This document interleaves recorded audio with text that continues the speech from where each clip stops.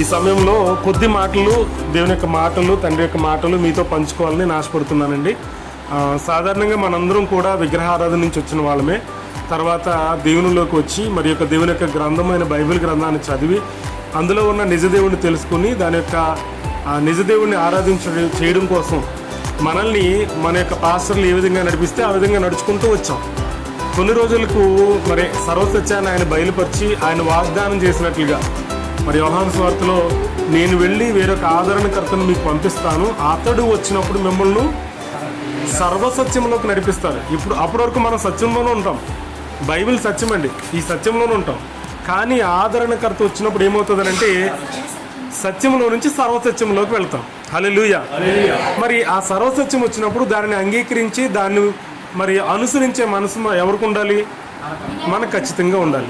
ఉన్నప్పుడు మనం ఏమవుతామనంటే ఖచ్చితంగా ఆయన మనల్ని ఆశీర్వదిస్తారన్నమాట. పరమ తండ్రికి స్తోత్రం. కీర్తనల గ్రంథము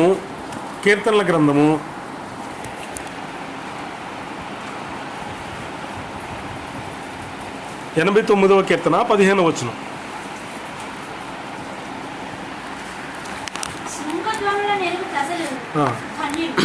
శృంగధ్వనులను ఎరుగు ప్రజలు ధన్యులు,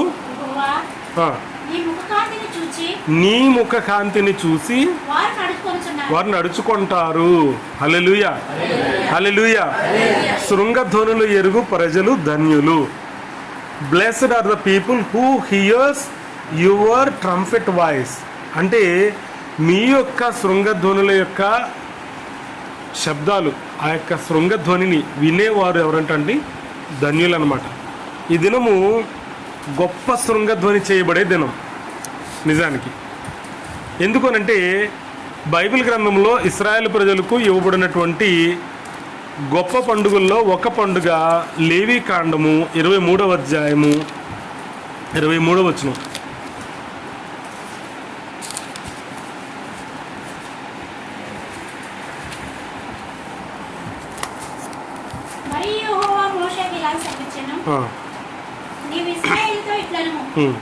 ఏడవ నెలలో మొదటి దినమున మీకు విశ్రాంతి దినము. అందులో జ్ఞాపకార్థ శృంగధ్వని విన్నప్పుడు మీరు పరిశుద్ధ సంఘంగా కూడవలెను. చూసారండి, అంటే ఏ పండుగ అంటది? జ్ఞాపకార్థ శృంగధ్వని.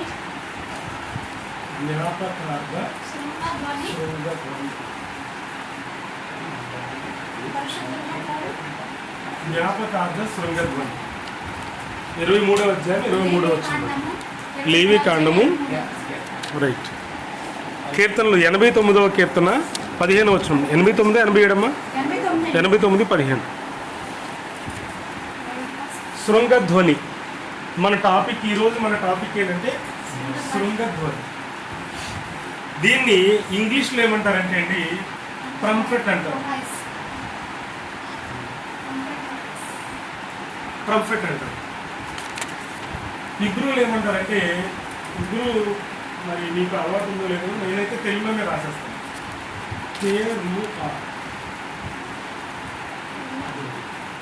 చూడండి, తెరువ. దినము అనే దాన్ని ఏమంటారంటే యోమ్. ఓం కాదండి, యోమ్ తెరువ అని పిలుస్తారు. సో ఇక్కడ రాయబడింది ఏంటంటే, ఒకసారి మళ్ళీ చదువుదాం. లేవి కాండం 23వ అధ్యాయం 23వ వచనము. మోషే గారికి చెప్తున్నారు, ఇశ్రాయేలీయులతో ఇలా చెప్పు, 7వ నెలలో మొదటి దినము మీకు విశ్రాంతి దినము. చదవండి. అందులో ఏం చేస్తారట? జ్ఞాపకార్థముగా శృంగధ్వని వినాలి. వినినప్పుడు మీరందరూ ఏం చేయాలి? పరిశుద్ధ సంఘముగా కూడుకోవాలి. ఇప్పుడు మీరందరూ కూడుకున్నారు, ఇది పరిశుద్ధ సంఘమా కాదా? హల్లెలూయా. పరిశుద్ధ సంఘాలు ఏం చేస్తాయంటే పరిశుద్ధ నియామక కాలాల్లో సంఘములుగా కూడుకుంటాయి. ఎందుకనంటే 23వ అధ్యాయం మొదట్లో చూడండి, 1వ వచనం చదవండి.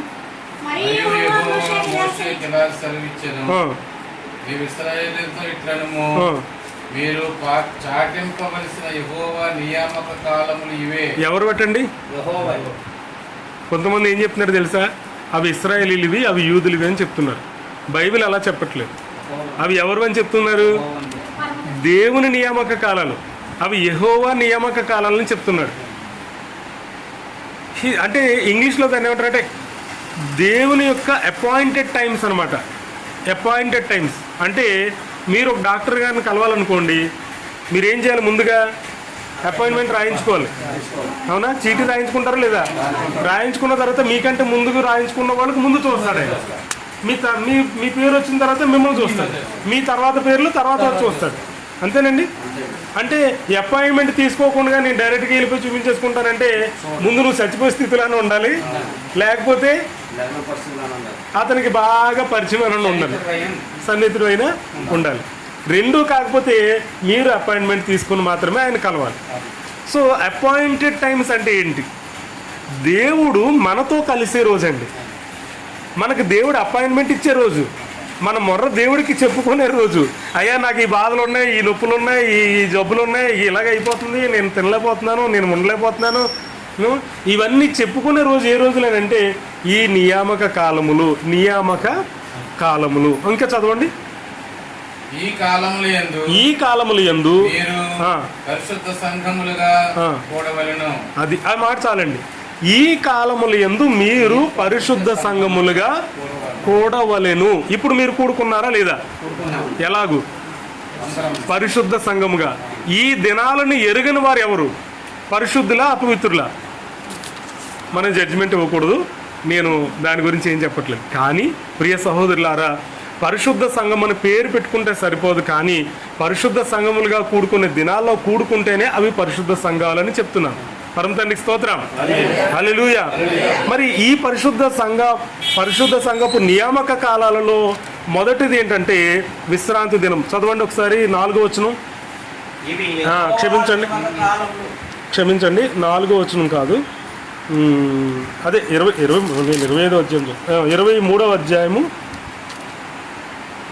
3వ వచనం. 6 దినములు పని చేయవలెను. ఓకే. వారము 7 దినములు. సరిగ్గా కరెక్ట్గా చదవండి సార్. 7 దినములు 6 దినములు పని చేయవలెను. 6 దినాలు పని చేయాలి. వారము 7వ దినము విశ్రాంతి దినము. వారము 7వ దినము. 7వ దినం ఏంటంటే ఇది మొదటిది. పరిశుద్ధ సంఘపు దినాలు ఇవి అని చెప్పాడు కదా. నేను రాస్తున్నాను, జాగ్రత్తగా చూడండి, జాగ్రత్తగా గమనించండి. పరిశుద్ధ సంఘపు దినాలు మొదటిది ఏంటంటే వారము అయ్యా మళ్ళీ చదువు. వారము 7వ దినము. చదవండి సార్. విశ్రాంతి దినము. మొట్టమొదటిది ఏంటండి? విశ్రాంతి దినము. ఇది ఎప్పుడు? ఆదివారమా, శనివారమా, సోమవారం, మంగళవారం, బుధవారమా? ఈ విశ్రాంతి దినం అనే దాన్ని ఇబ్రూ భాషలో ఏమంటారంటే సబ్బాతు అని పిలుస్తారు ఇబ్రూలో. ఏ రోజు ఆ రోజు? ఎలా చెప్తున్నారు మీరు? 7వ రోజు శనివారం అని అనుకుని చెప్తున్నారా? అలా కాదు సార్, మీరు చెప్తున్నారంటే బైబిల్ ఉండాలి, అది లేకపోతే వద్దు, చెప్పొద్దు.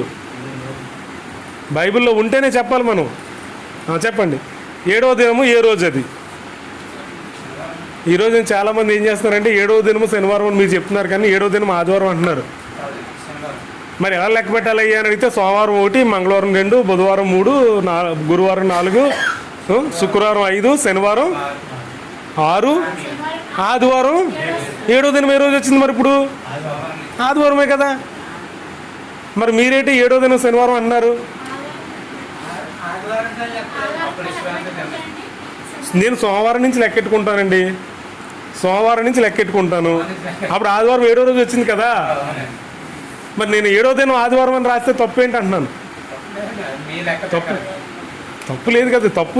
తప్పు లేదు. నా లెక్క అవుతుంది, మీ లెక్క కూడా అదే. మీరు కూడా అలా లెక్కెట్టుకోవాలి. అదే సార్ మీరు చెప్పదులేండి సార్, వీళ్ళతో చెప్పిద్దాం, వీళ్ళందరితో చెప్పిద్దాం. అమ్మ చెప్పండి, ఈరోజు 7వ రోజు అంటే ఆదివారం నేను అంటున్నాను, కాదని మీరు అంటున్నారు. ఎందుకు కాదు? మీరు కాదే చెప్పాలి. ఎందుకు కాదే చెప్పాలి. మీ ఇష్టం అని అంటున్నారు సారు. ఎవరి ఇష్టానుసారంగా వాళ్ళు చేసుకోవడానికి బైబిల్ లేదు కదండి. బైబిల్ దేవుని ఇష్టానుసారంగా చేయడానికి ఉంది. అయ్యా అయ్యా ఇప్పుడు మార్చేసారు. రైట్, చాలా సంతోషం అండి. బైబిల్ చెప్పాలి. నేనేం చెప్తానంటే 10 మాసం తినొచ్చు అని చెప్పాడు అనుకోండి ఎవడన్నా, నేను వచ్చి బైబిల్లో లేదు అలాగా నేను అంటాను. లేదు బైబిల్లో ఉందని చూపించాడు అనుకోండి, నేను తింటాను. బైబిల్లో 10 మాసం తిన్న వాళ్ళు అపవిత్రులు, వాళ్ళు దేవుని రాజ్యాన్ని రారు, వాళ్ళు దేవుని రాజ్యంలో ఉండరు అని చెప్పాడు, రాశాడు.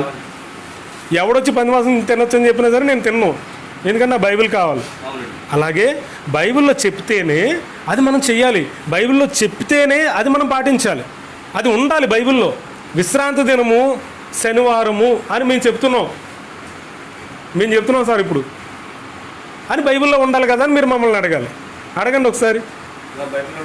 ఉండాలి కదా, చూపించాలి కదా. మేము చూపించకపోతే వాక్యంలో లేనట్టు మీరు పాటించొద్దు. మత్తయి సువార్త 28వ అధ్యాయము 1వ వచనం. మత్తయి సువార్త 28వ అధ్యాయము 1వ వచనం. అయ్యా మీరు పాస్టర్ గారిలో చదివితే ఎలాగంటే మిగతా వాళ్ళు చదవాలి కదా సార్. చదవండి సార్. మీరు కాదులే, వీళ్ళు చదవనిద్దాం. అమ్మ చదవండి, మీరు ఎవరైనా చదవండి. అమ్మగారు మీరు తీసారా? సరే సరే సార్, మీరు చదవండి సార్. అదే ఆయన తీసారండి, ఆయన తీసారు, చదువుతున్నారు. విశ్రాంతి దినము గడిచిపోయిన తర్వాత ఆదివారమున తెల్లవారుచుండగా మగ్దలేని మరియయు వేరొక మరియయు సమాధిని చూడవచ్చేది. ఆమేన్.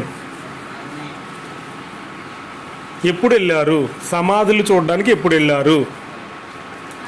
విశ్రాంతి దినము గడిచిపోయిన తర్వాత ఆదివారం అన్నాడు. అంటే విశ్రాంతి దినం ఏ రోజని? అంతే కదమ్మా, బైబిల్లో ఉందా లేదా? ఆదివారమున తెల్లవారుచుండగా కొందరు స్త్రీలు ఎక్కడికి వెళ్ళారు? సమాధుల దగ్గరికి వెళ్ళారు. మరి విశ్రాంతి దినం రోజున వాళ్ళు ఎక్కడున్నారు? విశ్రాంతి దినం రోజున ఎక్కడున్నారు? లూకాసు వార్త 23వ అధ్యాయము, లూకాసు వార్త 23వ అధ్యాయము 54, 56 వచనాలు.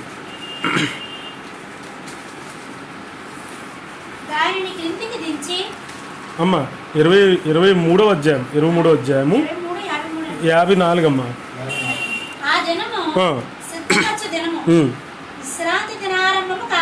ఏ రోజు వస్తుందంట? విశ్రాంతి దినము ఆరంభము కావచ్చును. అప్పుడు స్త్రీలు వెంట వెళ్ళి ఆ సమాధిని, ఆయన దేహము ఎలా ఉంచబడినో చూసి తిరిగి వెళ్ళి సుగంధ ద్రవ్యములను, పరిమళ ద్రవ్యములను సిద్ధపరిచి ఆజ్ఞ చొప్పున విశ్రాంతి దినమున తీరికగా ఉన్నారు. ఏ రోజున? విశ్రాంతి దినమున. అంటే ఏ రోజండి? శనివారమున. వాళ్ళు తీరికగా ఉన్నారు. శనివారం అయిపోయింది. అయిపోయిన తర్వాత ఏమొచ్చిందండి? ఆదివారం వచ్చింది. 24వ అధ్యాయం 1వ వచనం చదవమ్మా. దాని తర్వాత మాటే. ఆదివారం తెల్లవారుచుండగా ఈ స్త్రీలందరూ కలిసి సిద్ధపరిచిన వాటిని పట్టుకుని తీసుకొని సమాధుల దగ్గరికి వెళ్ళారు. 24వ అధ్యాయం 1వ వచనం అండి. ఓకేనండి, మీరు తప్పుగా అనుకోకండి. శనివారం వాళ్ళు ఎక్కడున్నారు? తిరిగ్గా ఉన్నారంటే వాళ్ళు ఆరాధనలో కూర్చున్నారు. ఆ మాటలు కూడా ఉన్నాయి, మీకు చూపిస్తాను తర్వాత. ఆదివారం ఎక్కడికి వెళ్ళారు? ఇప్పుడు ఇప్పుడున్న ఆదివారం ఎక్కడికి వెళ్తున్నారు? ఇప్పుడున్న విశ్వాసులు రెండు ఒకటేనా? కాదు కదండి. ఒక్కసారి ఆలోచన చేయండి. సాతాను ఎంతగా లోకాన్ని మోసపరుస్తున్నాడంటే దేవుని ఆజ్ఞలను అతిక్రమించే విధంగా సాతాను మోసం చేసి లోకాన్ని మరి ఆడి వైపును మళ్ళించుకున్నాడు. మరి దేవుని వైపు రాకుండా. ఎందుకు దేవుని వైపు రాకుండా వాడు అడ్డుకుంటున్నాడు అని అంటే, ఈ విశ్రాంతి దినం అనేది దేవుని దృష్టిలో చాలా గొప్పదండి. ఎందుకు అంత గొప్పది అని అడిగితే, నిర్గమకాండము 31వ అధ్యాయము, నిర్గమకాండము 31వ అధ్యాయము 12వ వచనం నుంచి చదవండి.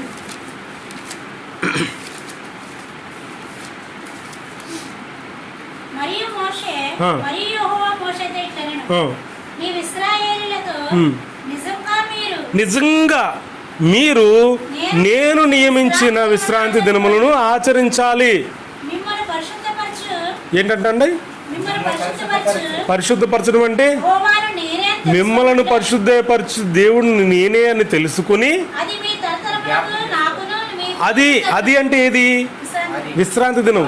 మీ తరతరాలకును నాకును మీకును మధ్యన గురుతగును అని చెప్పాడు. ఇప్పుడు నేను ఒక ఇల్లు కట్టుకున్నానండి, నా ఇంటి మీద ఒక ఫ్యాన్ గుర్తు వేసాను అనుకుందాం. ఫ్యాన్ సింబల్ వేయించుకున్నాను, ఆర్ట్ డ్రాయింగ్ వేయించాను. చూసిన వాళ్ళందరూ ఏమనుకుంటారు? నేను ఏ పార్టీకి చెందినోడు అనుకుంటారు? అవునండి, జగన్ పార్టీ వాడిని అనుకుంటారు కదా. అలాగే నేను నా ఇంటి మీద ఒక సైకిల్ గుర్తు వేసాను, తెలుగుదేశం ఈ గుర్తు వేసాను కాంగ్రెస్ అని. అనుకుంటారా? అంటే వీడు తెలుగుదేశం వాడు అని చెప్పడానికి ఒక గుర్తుంది, వీడు కాంగ్రెస్ వాడు అని చెప్పడానికి ఒక గుర్తుంది, వీడు దేవుని వాడు అని చెప్పడానికి కూడా ఒక గుర్తుందండి. ఉందా లేదా? ఉందండి. దాన్ని చెరిపేసుకున్నారు జనాలు. చెరిపేసుకున్న వాళ్ళు ఏమవుతారు? చదవండి, కిందకి చదవండి. నాకును మీకును మధ్యన గురు తగును, కావున మీరు విశ్రాంతి దినమును విశ్రాంతి దినములను ఆచరింప- ఆచరించాలి. నిశ్చయముగా అది ఆ, మీకు పరిశుద్ధము. నిశ్చయముగా అది మీకు పరిశుద్ధము. దానిని అపవిత్రపరచువాడు చూడండి, విశ్రాంతి దినాన్ని అపవిత్రపరిచేవాడట తన ప్రజల్లో నుండి తన ప్రజలలో నుండి తీసివేయబడును. ఎవరు కొట్టివేస్తారు? దేవుడే కొట్టేస్తాడు. ఈ నావోడు కాదు. గెట్ అవుట్ అని అంటారు. చదవండి. 6 దినములు 6 దినాలు పనిచేయవచ్చు. పని చేసుకోవచ్చు. 7వ 7వ దినము యెహోవాకు ప్రతిష్ఠితమైన విశ్రాంతి దినము. ఆ విశ్రాంతి దినమున ఆ విశ్రాంతి దినమున పనిచేసే ప్రతివాడు తప్పకుండా మరణశిక్ష నొందుతాడు. మీరు ఈ తోటలోని పళ్ళన్నీ తినొచ్చు, కానీ ఆ మధ్యలో ఉన్న చెట్టు యొక్క ఎర్రని పండ్లు తిన్న దినమున మీరు చచ్చిపోతారు అని ఆదమ అవ్వలతో దేవుడు చెప్తే, సాతాను వచ్చి ఏం చేశాడు తెలుసా? అచ్చా అలాగన్నాడా దేవుడు? ఆ ఎర్ర పండు తింటే మీరు ఏమవుతారు తెలుసా? మీరు ఎర్రగా అయిపోతారు, జ్ఞానం వచ్చేది, దేవుడితో సమానంగా అయిపోతారు మీరు. అందుకే దేవుడు కుళ్ళు బుద్ధి, మిమ్మల్ని దేవుడితో సమానంగా అయిపోతారని దేవుడు కుళ్ళు బుద్ధి వచ్చి అది తినొద్దని చెప్పాడు. ఒక్కసారి తిని చూడండి, ఎవరి మాటలు బాగున్నాయి? సాతాను మాటలు బాగున్నాయి. వాళ్ళు ఏం చేశారండి? తిన్నారు. ఆ దినాన్ని చచ్చిపోయారా లేదా? నిజంగా చచ్చిపోలేదు, కానీ ఆత్మీయంగా చచ్చిపోయాడు. ఎలా చచ్చిపోయారు అని అడిగితే, ఒరే ఈ దినం నుంచి నువ్వు నా దృష్టిలో బతికున్నట్టు కదా, నా దృష్టిలో చచ్చిపోయావురా, వెళ్ళిపోయి ఇంట్లో నుంచి అని ఒక కొడుకు నీ తండ్రి పంపించేశాడు అనుకోండి, ఎంత విసిగిపోతే పంపించేస్తాడు? అంత విసిగిపోతాడన్నమాట విశ్రాంతిని మీరు పాటించకపోతే. అవునండి, ఆ దినమున మీరు చచ్చెదరు అన్నట్టు చెప్పినట్లుగా నిశ్చయముగా ఈ విశ్రాంతిని మీరు పాటించకపోతే మరణశిక్ష నొందుదురు. చదవమ్మా. ఇశ్రాయేలు ఆ. తమ తరతరముల వరకు తరతరాలకు విశ్రాంతి దిన ఆచారము అనుసరించి ఆ దినమును ఆచరించాలి. అది నిత్య నిబంధన. అంటే దాని అర్థం ఏంటో చెప్పండి మీరు ఇక్కడ ఉన్నవాళ్ళు. నిత్య నిబంధన అంటే కొన్ని రోజులు ఉండి తర్వాత తీసివేయబడేదా? ఎప్పుడు ఉంటుందా? మరి ఆ తరంలో శనివారం అని ఎందుకు చెప్తున్నారు? ఏమండి, కొన్ని రోజులే ఉంటుందని ఎందుకు చెప్తున్నారు? యేసుప్రభు వచ్చేదాకానే విశ్రాంతి దినం శనివారం పాటించారా, తర్వాత ఆదివారం పాటించారు. అది నిత్య నిబంధన కాదా? నిత్య నిబంధన అంటే తరతరాలకు నిలిచే నిబంధన. పరమ తండ్రికి స్తోత్రం. ఇది మొట్టమొదటి పండుగ దినము, ఈ సబ్బాతు, ఇది శనివారము. అర్థమైందండి ఇక్కడ వరకు? ఓకే. ఒకవేళ మీలో ఎవరైనా యేసుప్రభు వచ్చి చనిపోయి తిరిగి లేచిన తర్వాత అది కొట్టివేయబడిందండి, ఇది మనకు అవసరం లేదండి, ఇది అవసరం లేదండి అని అన్నారనుకోండి ఎవరైనా, ఈ ఏంటండి ఇవి? ఎవరు నియమించారు అవి? దేవుని మాటకు వ్యతిరేకంగా మాట్లాడుతున్నారని అర్థం చేసుకోవాలి మీరు. దేవుని మాటలకి వ్యతిరేకంగా మాట్లాడేవాడు ఎవడు? ఆడిబిడ్డలు. సాతానే మాట్లాడతాడు మొట్టమొదటిగా. మనం దేవుని బిడ్డలమే, సాతాను మనల్ని వశపరుచుకుని ఆడి బిడ్డలుగా మార్చేసుకుంటాడు ఎప్పుడైతే దేవునికి వ్యతిరేకంగా మనం మాట్లాడితే. అర్థమైందండి? రెండవది విశ్రాంతి దినం అయిపోయిన తర్వాత లేవికాండం 23వ అధ్యాయంలో మనం వద్దాం. లేవికాండము 23వ అధ్యాయం. అయ్యా మీరు దయచేసి నాకు సహకరించాలి, మీకు చాలా విషయాలు చెప్దామని వచ్చాను నేను. చాలా విషయాలు చెప్దామని వచ్చాను. మీరు భరించలేరో నాకు తెలియదు కానీ ఓకే, థ్యాంక్ యూ అండి. ఇలా 23వ అధ్యాయంలో ఎన్ని పండుగలు ఉంటాయంటే మీరు అన్ని తర్వాత చదువుకోండి. నేను చెప్పాలనుకున్న దానికి ఎక్కువ సమయం పడుతుంది కాబట్టి నేను స్కిప్ చేస్తున్నాను. 23వ అధ్యాయంలో ఎన్ని పండుగలు ఉంటాయంటే ఇది మొదటిది అయిపోయిన తర్వాత రెండోది ఇది ఎప్పుడెప్పుడు వస్తుందండి? ప్రతి వారం వస్తుంది. తర్వాత పస్కా అనేటువంటి పండుగ ఒకటి ఉంటుంది అనమాట, పస్కా పండుగ. మూడోది పస్కా పండుగ అయిపోయిన తర్వాత పులియని రొట్టెల పండుగ. మీరు రాసుకుంటారని నేను బోర్డు మీద రాస్తున్నానండి. మూడోది పులియని రొట్టెల పండుగ. నాలుగోది వారముల పండుగ.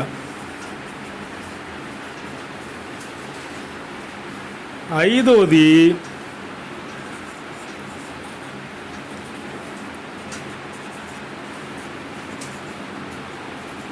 జ్ఞాపకార్థ శృంగధ్వని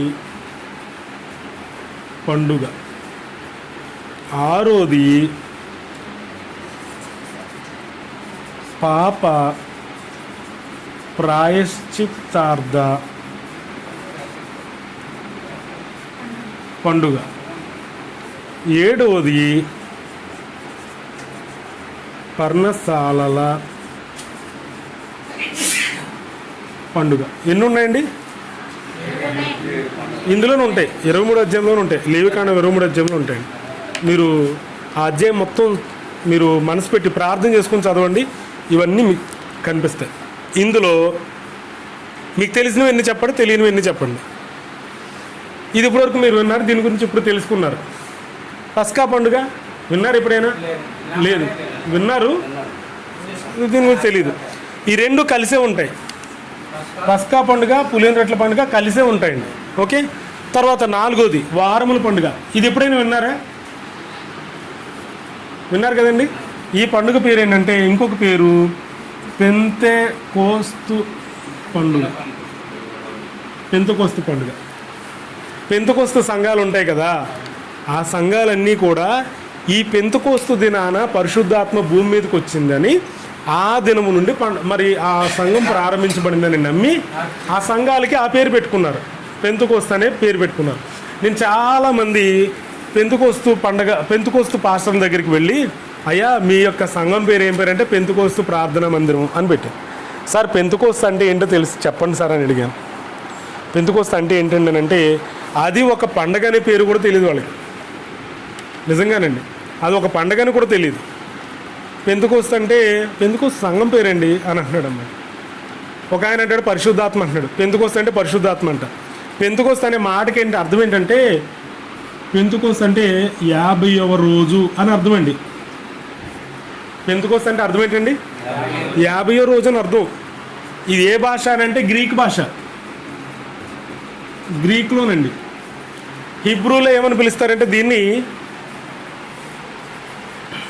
షావోత్ అని పిలుస్తారు హిబ్రూలో. వారముల పండుగని హిబ్రూలో షావోత్ అని పిలుస్తారు. షావోత్ అంటే వారములు అని అర్థం, వారముల పండుగ. తర్వాత అసలు 50వ రోజున ఎందుకు వచ్చింది ఆ పండగకి? 50వ రోజున పేరు ఎందుకు వచ్చింది అని అంటే ఈ పస్కా ఉంది చూసారా, పస్కా నుండి లెక్క పెట్టి 50 రోజుల తర్వాత ఈ పండుగ చేస్తారు. అర్థమవుతుందా సార్? అదే మీకు అర్థమవుతుందా? ప్రభుదాస్ గారండి, ప్రభుదాస్ గారండి. ఓకే సార్, మీరు ఏబీసీ గారు, మీ పేరు ఏబీసీ గారే కదా సార్? అంటే ఏంటి సార్? ఏబీసీ ట్రస్ట్ అంటే మొన్న సార్ వాళ్ళ నాన్నగారి కార్యక్రమంలో చూశాను మిమ్మల్ని. చూసేప్పుడు అంటే మీరు మిమ్మల్ని చూసి ఎక్కడో చూసినట్టుందని అనుకున్నాను అన్నమాట. ఎందుకంటే నేను చదువుకున్నది రంపచోడవరం ఏపీఆర్ స్కూల్లో చదివానండి. అమ్మమ్మ గారు వాళ్ళది అడ్డతీగల దగ్గర ఉన్న గొండోలు. సో మాదైతే పిఠాపురం అండి. నేను పుట్టి పెరిగిందంతా ఏజెన్సీలో. మిమ్మల్ని చూడగానే ఎందుకో నన్ను చూసినట్టు అనిపించింది. అందుకని మిమ్మల్ని ఆ రోజు గుర్తుపెట్టుకున్నాం. మీ గురించి మేము వెళ్ళేటప్పుడు కూడా నేను మా బ్రదర్ మాట్లాడుకున్నాం. మీరు మళ్ళీ రోడ్డు మీద కనిపించారు, మాట్లాడదాం అనుకున్నాం కానీ ఇంకా వెళ్ళిపోయాం అనమాట. రైట్, మళ్ళీ ఇప్పుడు దొరికారు మీరు. రైట్, ఇప్పుడు ఈ పండుగ ఎప్పుడు చేస్తారంటే పస్కా పండుగ చేసిన 50వ రోజున ఈ పండుగ చేయాలి. ఈ పండుగ చేయాలంటే ముందు ఏ పండుగ చేయాలండి? ఇది చేయకుండా చేయడానికి లేదు రూలు. కానీ సంఘంకి పేర్లు ఏం పెట్టుకున్నారంటే ఈ పండుగ యొక్క పేరు పెట్టేసుకుని ఈ పండుగను గుర్తు చేసుకుంటున్నారు. కానీ ఈ పండుగ ఎప్పుడు వస్తుందో కూడా వాళ్ళకి తెలియదండి. నిజంగా చెప్తున్నాను, చాలామంది పెంతుకోస్తు పాస్టర్లకి తెలియదు, పెద్ద పెద్ద పాస్టర్లకి. రైట్, ఆ తర్వాత వచ్చేది జ్ఞాపకార్థ శృంగధ్వని పండుగ. ఇది మనకి ఇప్పుడు ప్రాముఖ్యమైన పండుగ. ఈరోజు మీరు జ్ఞాపకం చేసుకుంటున్న పండుగ జ్ఞాపకార్థ శృంగధ్వని పండుగ. శృంగధ్వని అంటే మీకు చెప్పాను కదండి, ట్రంపెట్టు లేదా తెరువ అని అంటారు. బోరల పండుగ, సింపుల్గా చెప్పాలంటే దీని పేరు ఏం పేరండి? బూర్లు కదండి, బోరల పండుగ. గతంలో నేను రామచంద్రపురంలో వాకింగ్ చెప్పేటప్పుడు బోర్ల పండుగ అని చెప్తే, సార్ బూర్లు అని పంచుతారు ఈ రోజున అని అడిగారు. అయ్యా ఇది బూర్ల పండుగ కాదు, ఇది బోర్ల పండుగ. బోర్లు అంటే ఎలా ఉంటాయంటే మరి నాన్నగారి దగ్గర చాలా బోర్లు ఉన్నాయి, 4 బోర్లు పెద్ద పెద్దవి ఉన్నాయండి. ఓకేనండి, సో వాటిని ఆ బోర్లు ఊదే రోజు అనమాట అండి ఈరోజు. కాబట్టి ఈ జ్ఞాపకార్థ శృంగధ్వని పండుగ గురించి ఈరోజు నేను చెప్పబోతున్నాను. అలాగే పాప ప్రాయశ్చిత్తార్థ పండుగ అంటే కరెక్ట్గా ఈ పండుగ చేసిన 10 రోజులకి ఈ పండుగ చేయాలి. ఇది పండగ కాదు కానీ పండగ అని చెప్తారు. అది ఏంటంటే ఉపవాస దినం అండి, ఉపవాస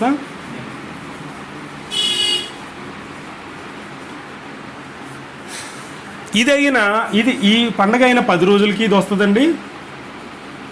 ఈ పండగన 5 రోజులకి ఈ పండుగ వస్తుంది అనమాట, పర్ణశాలల పండుగ వస్తుంది. ఎన్నో నెలలో వస్తుందండి? కాదు సార్, ఈ పండుగ 7వ నెలలో వస్తుంది. అప్పుడు ఈ పండుగ కూడా 7వ నెలలోనే వస్తుంది. 7వ నెల అంటే ఏ నెల? అవునండి, పర్ణశాల పండుగ అంటే లేవికాండ 23వ అధ్యాయం చదివితే మీకు అర్థమవుతుందిలేండి. అయితే 7వ నెల అంటే ఏ నెల? జూలై నెల కదండి. కానీ విషయం ఏంటంటే మన బైబిల్లో ఉన్న నెలలకి ఇప్పుడు మీరు చెప్పారు కదా జనవరి, ఫిబ్రవరి, మార్చి, ఈ నెలలకి సంబంధమే లేదు. ఎందుకంటే ఈ జనవరి, ఫిబ్రవరి, మార్చి, ఏప్రిల్, మే, జూన్, జూలై, ఆగస్టు, సెప్టెంబర్ ఈ నెలలు ఉన్నాయి కదండి.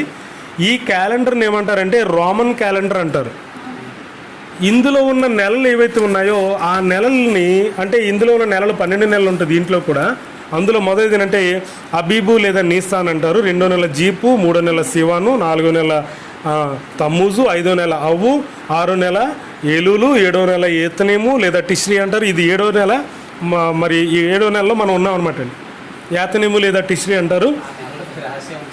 సార్ మీకు సార్ చెప్తారండి, ఆయన దగ్గర పుస్తకాలు ఉన్నాయి, అందులో మీకు స్పష్టంగా ఉంటాయి. ఓకే, అలాగా నన్ను చెప్పానండి అమ్మ. అయితే యాతనేము లేదా టిష్రీ అంటారు. 8వ నెల బూలు, 9వ నెల కిస్లేవు, 10వ నెల సెబాటు, 11వ నెల టెవెత్, 11వ నెల టెవెత్, 12వ నెల ఆధార్ అని 12 నెలలు ఉంటాయన్నమాట బైబిల్ క్యాలెండర్ ప్రకారంగా. ఈ నెలలకి మనం ఆచరించే ఈ జనవరి, ఫిబ్రవరికి సంబంధం ఉండదండి. మరి కొంతవరకు మనకి ఆ నెలలు గుర్తించడం చాలా ఈజీ. ఎలాగనంటే మనకి తెలుగు క్యాలెండర్ ఒకటి ఉంది కదా, తెలుగు క్యాలెండర్లో కూడా 12 నెలలే ఉంటాయి. చెప్తారా ఎవరైనా? చైత్రం, వైశాఖం, జ్యేష్టం, ఆషాఢం, శ్రావణం, భాద్రపదం, ఆశ్వీజం, కార్తీకం, పుష్యం, మాఘం, పాల్గొనం అవి ఉంటాయి కదా. సో ఈ 12 నెలలు బైబిల్లో ఉన్న 12 నెలలు సమానంగా ఉంటాయండి. ఎందుకంటే తెలుగు క్యాలెండర్లో ఉన్న నెలలు ఏం చేశారంటే చంద్రుని యొక్క గమనాన్ని బట్టి లెక్కెట్టారు. అలాగే బైబిల్ క్యాలెండర్లో కూడా నెలలు చంద్రుని యొక్క గమనాన్ని బట్టి లెక్కెడతారనమాట. అర్థమైందా సార్ మీకు? కాబట్టి 2 సమానంగా ఉంటాయి, కొంచెం సమాంతరంగా ఉంటాయి అన్నమాట. ఒక్కొక్క రోజు తేడా ఉంటుంది ఒక్కొక్కసారి. రైట్, ఇప్పుడు మనం ఎన్నో నెలలో ఉన్నాము? మళ్ళీ 9వ నెల అంటున్నారు. ఈ పండుగ చేస్తున్నారంటే 7వ నెల, బైబిల్ క్యాలెండర్ ప్రకారంగా 7వ నెల. రోమన్ క్యాలెండర్ వద్దు, రోమన్ క్యాలెండర్ పక్కన పెట్టండి కొంచెంసేపు. Okay, right. సో ఈ దినము గురించి, ఈ పండుగ గురించి ఈరోజు మనం లోతైన విషయాలు నేర్చుకోబోతున్నాం అనమాట. ఈ రోజున ఏం చేస్తారు అని చెప్పాను నేను. మీకు చెప్పండి, ఈ పండుగ చేసే రోజున ఏం చేస్తారు? ఇందాక చెప్పాను నేను, పైన రాశారు కూడా పేరు. బోర్లు ఊదుతారు. హల్లెలూయా, ఆమేన్. మరి ఇవన్నీ చెరిపేస్తున్నాను నేను, పర్వాలేదు కదా.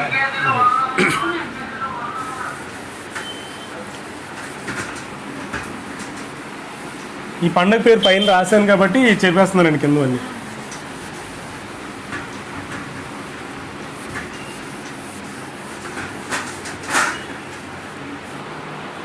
ఓకే, ఇప్పుడు ఇది ఎన్నో నెలలో వస్తుంది? బైబిల్ క్యాలెండర్ ప్రకారంగా 7వ నెల మొదటి దినాన వస్తుంది అనమాట. ఓకే, ఈ పండగలో ఏం చేస్తారంటే బోరలు ఊదుతారు.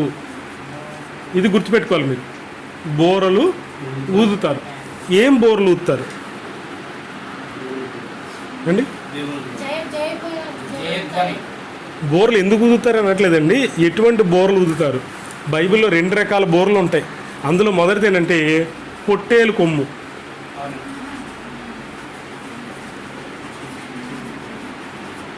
మొదటిది. రెండోది వెండితో తయారు చేసిన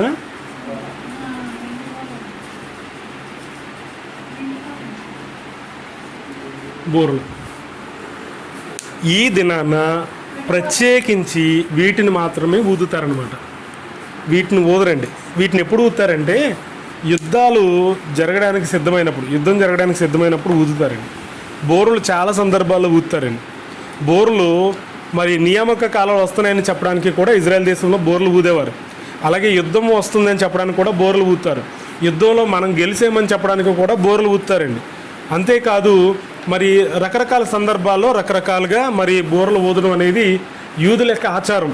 అయితే ఈ దినాన బోరలు మరి ఎటువంటి బోరలు ఊదుతారంటే పొట్టేలు కొమ్ముతో తయారు చేసిన బోరలు ఊదుతారన్నమాట. ఎందుకు ఊదుతారు అనే విషయాన్ని చెప్పి నేను ముగించేస్తానండి. ఓకేనండి. సో ఈ పొట్టేలు కొమ్ము యొక్క బోరలు ఎందుకు ఊదుతారు? పొట్టేలు కొమ్ము అంటే తెలుసు కదా మీకు, రైట్. ఇది ఎందుకు ఊదుతారంటే ఇశ్రాయేలు ప్రజలు అంటే యూదులు ఈ దినాన ఈ యొక్క పొట్టేలును గుర్తు చేసుకోవడం కోసం బోరలు ఊదుతారనమాట. పొట్టేలుని ఎందుకు గుర్తు చేసుకోవాలి? పొట్టేలు దేనికి సాదృశ్యం? ఒకసారి క్లాప్స్ కొట్టున్నామ్మా అందరూ సార్ కోసం. మీ పేరు సార్? ఆశీర్వాదం గారు. ఒకసారి నిజంగా మీరు గ్రేట్ అండి. పొట్టేలు ఈ దేనికి సాదృశ్యం అంటే ఎవరికండి? ఇస్సాకు గారికి సాదృశ్యం. ఇస్సాకు గారు ఎవరు? అబ్రహాము గారి ప్రియమైన కుమారుడు. కావునండి, రైట్. ఎందుకు ఆ ఇస్సాకు గారిని జ్ఞాపకం చేసుకుంటారు ఈ దినాన్న?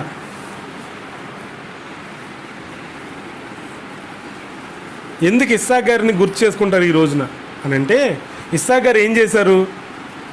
ఇస్సాకు గారి పేరెత్తగానే మనకు ఒకటి గుర్తు రావాలి. ఏంటండి అయ్యా?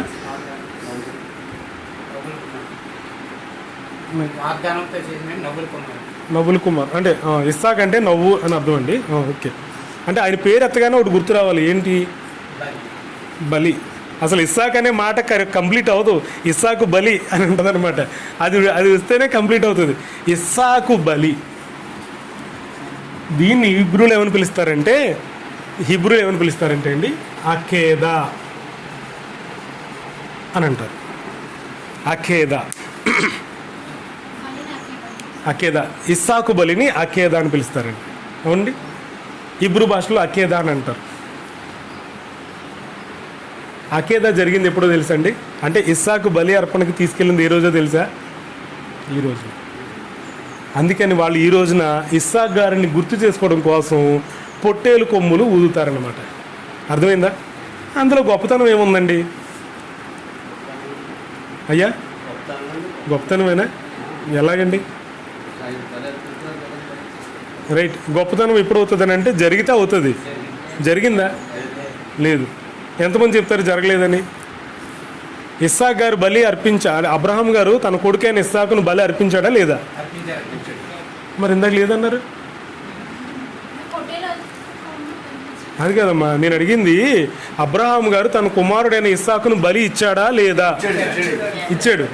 అందరూ ఒక మాట మీద ఉండండి. ఇచ్చాడా ఇవ్వలేదా? ఎలా చెప్తున్నారు? మళ్ళీ మాట మార్చకూడదు సార్ మీరు. నేను అడిగింది ఇచ్చాడా లేదా అని అడిగాను సార్. ఇచ్చాడు. మీరు ఇంకా అదే మాట మీద ఉన్నారు. మారకూడదు మీరు. ఓకే, ఇచ్చాడు. ఆదికాండం 22 అధ్యాయం. ఆదికాండము 22 అధ్యాయము సార్ మీ పేరు సార్ మర్చిపోయాను. మోషే గారు. ఓకే, సరదాగా నేర్చుకుందాం సార్, ఏం కాదు. అదే మీకు సరదాగా చెప్పడం కోసమని నేను కొంచెం ఆ విధంగా మాట్లాడుతున్నాను. 22 అధ్యాయంలో అమ్మా ఆ చిన్నవారి మీద చేయవేయము, ఏమన్నా దూత, ఆ చిన్నవారి మీద చెయ్యవేయకుము, అతన్ని ఏమి చేయకు, నీకు ఒక్కడై ఉన్నా నీ కుమారుని నాకయ్య వెనుతీయలేదు కనుక నీవు దేవునికి భయపడవాడు అని ఇందువలన నాకు కనబడుచున్నది అన్నాడు. ఇప్పుడు ఇచ్చాడే ఇవ్వలేదా? ఇవ్వలేదు అన్నాడు అక్కడ. ఇచ్చాడని ఎలా చెప్తారు సార్?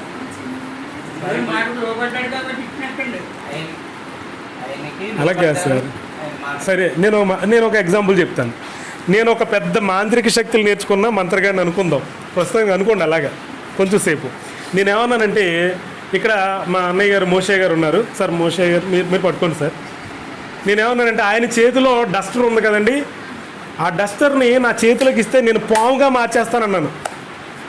పాముగా మార్చేస్తాను అని అన్నాను. మీ అందరికీ షాక్, ఏంటి ఇతను అంత గొప్ప శక్తులు ఉంటాయి ఇతని దగ్గర అని అనుకున్నారు. సో ఇవ్వండి, నా చేతిలో పెట్టండి, నేను మార్చి చూపిస్తానన్నాను. నేను నాకు ఇవ్వండి ఒకసారి, నా చేతిలో పెట్టండి, మార్చి చూపిస్తానన్నాను. ఆయన ఏమంటారంటే, లేదండి మీరు మార్చేస్తారు మాకు తెలుసు అని అన్నారు అనుకోండి. అక్కడ నేను మారుస్తానా మార్చనా అంటే, నేను నా మీద మీకు నమ్మకం ఉంటుందా ఉండదా అంటే ఉన్నట్టు నన్ను అమ్మో ఎప్పుడు నమ్మకం కలుగుతుందండి? అవునా? ఆయన నా చేతిలో పెట్టాలి. ఇవ్వండి సార్. పెట్టారు లేదా? పెట్టారు. నేనేం చేశానంటే దీన్ని పావుగా మార్చేశాను. అప్పుడు నమ్మకం కుదురుతుంది. ఇప్పుడు మీరు అన్నట్టుగా ఇస్సాకు బలియాగం అక్కడ జరగలేదు అనుకుందాం. అంటే అక్కడ నీవు దేవునికి భయపడవాడు అని మాకు అర్థమైంది కాబట్టి ఆ కుర్రోడిని ఏం చేయకు అని చెప్పాడు అంటే అక్కడ కంప్లీట్ అవ్వనట్టండి. కానీ అక్కడ ఇస్సాకు గారిని బలి ఇచ్చారు దేవుడు, అబ్రహాము. మీ ఇద్దరు నిలబడ్డారు, మీరే గెలిచారు. ఒకసారి చెప్పలు కొడుతుంది. అంటే మీలాగే సిస్టర్ గారు కూడా నిలబడ్డారు. మీ అందరికీ చెప్పట్లు. హెబ్రీల్కి రాసిన పత్రిక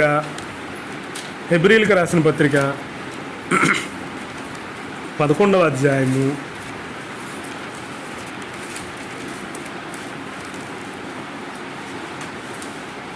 17వ వచనమండి.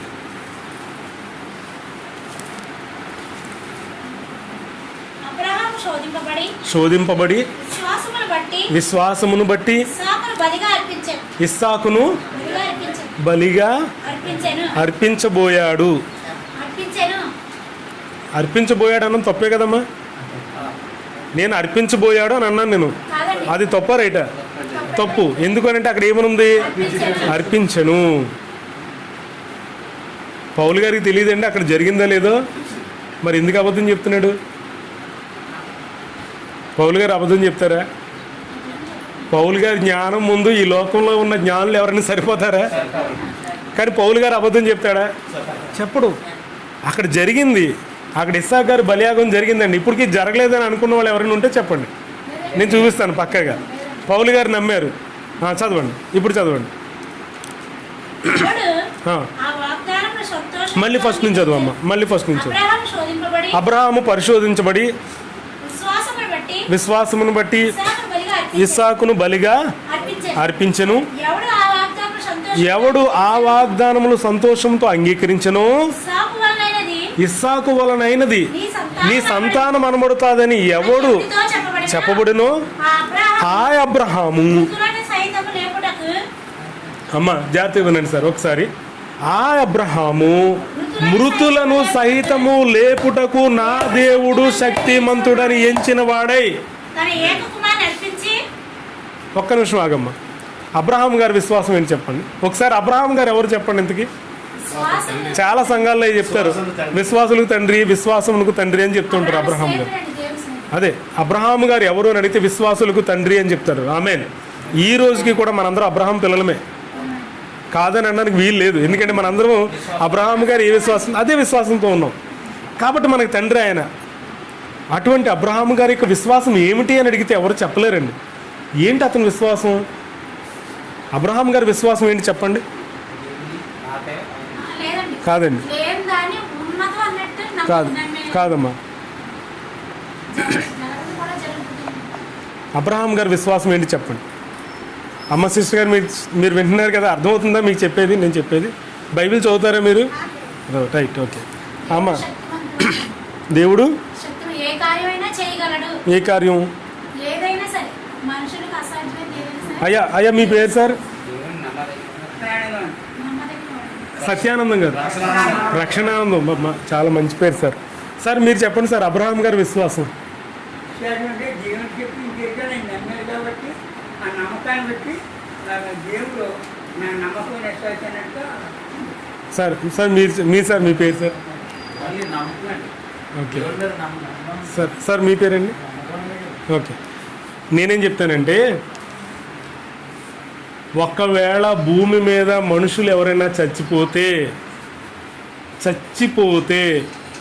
మరణిస్తే వాళ్ళని తిరిగి లేపుతాడు నా దేవుడు. నమ్మకం కాదండి. విశ్వాసం. ఒకవేళ భూమి మీద ఎవరైనా చచ్చిపోతే నా దేవుడు తిరిగి లేపేస్తాడు, వాడిని తిరిగి బ్రతికిస్తాడని నమ్మాడు అనమాట. ఇది అతని విశ్వాసం. అబ్రహాం గారి విశ్వాసం ఏంటంటే, భూమి మీద ఎవరైనా మనుషులు చనిపోతే వారిని నా దేవుడు తిరిగి లేపుతాడు, నా దేవుడు. అందుకని ఈ రోజుకి మనం ఏం ప్రార్థన చేస్తామంటే, అబ్రహాము దేవుడా అని ప్రార్థన చేస్తాం. ఎందుకంటే అబ్రహాం గారు అంత గొప్ప విశ్వాసంతో ఉండేవారు. ఇంత గొప్ప విశ్వాసం ఉన్నటువంటి ఆయన, మోషే అన్నయ్య గారికి నేను ఇందాక చెప్పానమాట, అయ్యా మీ చేతిలో ఉన్నటువంటి ఈ పెన్నుని ఒకసారి నా చేతిలో పెడితే నేను దాన్ని పాముగా మారుస్తానన్నాను. ఇప్పుడు మోషే అన్నయ్య గారి విశ్వాసం ఏమై ఉండాలి? మా బ్రదర్ చెప్పాడంటే, ఈ సహోదరుడు చెప్పాడంటే అది జరుగుతుంది కాబట్టి నేను ఇస్తాను అని ఆయన నా చేతికి ఇచ్చాడు. ఇస్తే నేనేం చేశాను, దీన్ని మార్చేశాను, తిరిగి ఆయనకి చూపించాను. ఇప్పుడు ఆయన నమ్మకం కుదురుదా? నేను నా కొడుకునిస్తే, నా కొడుకుని చంపేస్తే, దేవుడు అడిగాడు చంపేమని, నువ్వు ఓ అబ్రహామా నీ కొడుకును ఒకసారి చంపి చూడు, నేను తిరిగి బ్రతికిస్తాను అన్నాడు. వద్దులే ప్రభువా, నాకు తెలుసు నువ్వు బతికింతావు, నాకు తెలుసు అని నమ్మేస్తే అది గుడి నమ్మకం అవుతుంది. నేను ఇచ్చి చూస్తేనే అది సరైన విశ్వాసం అవుతుంది. అబ్రహాం ఏం చేశాడంటే తన కొడుకుని ఇచ్చేశాడు, దేవుడు ఆ కొడుకుని లేపేశాడు. హల్లెలూయా. ఇది అబ్రహాం గారి యొక్క విశ్వాసం అండి. చదవండి ఇప్పుడు. ఎవరికి ఆ వాగ్దానములు చేయబడినో ఆ అబ్రహాము మృతులను సహితము లేపుటకు నా దేవుడు శక్తిమంతుడని ఎంచిన వాడై తన ఏక కుమారుని అర్పించి ఉపమాన రూపముగా అతని ఎక్కడి నుంచి పొందుకున్నాడండి అబ్రహాం గారు? మృతులలో నుండి తిరిగి పొందుకున్నాడు. హల్లెలూయా, హల్లెలూయా. ఇప్పుడు చెప్పండి, ఆదికాండం 22వ అధ్యాయంలో ఇస్సాకు గారు చనిపోయారా లేదా? పెద్ద గొడవ అది. చనిపోయారని ఏ క్రైస్తవుడు ఒప్పుకోడండి. అతను చచ్చిపోయి బ్రతికితే యేసుక్రీస్తు ఎందుకు రావడం? ఒకసారి ఆలోచన చేయండి. ఇస్సాకు గారు చనిపోయి బ్రతికితే మృతుల్లో నుంచి పునరుద్ధానం పొందిన వాళ్ళలో ప్రథముడికి ఎవరున్నారు? మరి ఇస్సాకు గారు ఉండాలి కదండి. అప్పుడు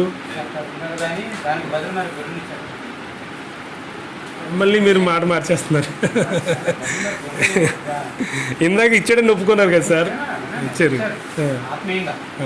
ఆత్మీయంగా కాదు, నేను భౌతికంగా కూడా అడిగాను. మీరు భౌతికంగానే ఆత్మీయంగానే ఎలాగైనా తీసుకోండి. ఇస్సాకు గారిని బలి ఇచ్చాడు అక్కడ ఆయన. ఒకవేళ నేను అనుకున్న ప్రశ్న మీకు కూడా వచ్చి ఉంటే మీకు ఇంకో ప్రశ్న కూడా రావాలి. ఎందుకంటే యేసు ప్రభువే తన చేతులతో తాను, యెషువా మెస్సీయే స్వయంగా చనిపోయిన లాజరు దగ్గరికి వెళ్ళి, అప్పటికి 4 రోజులు అయ్యింది.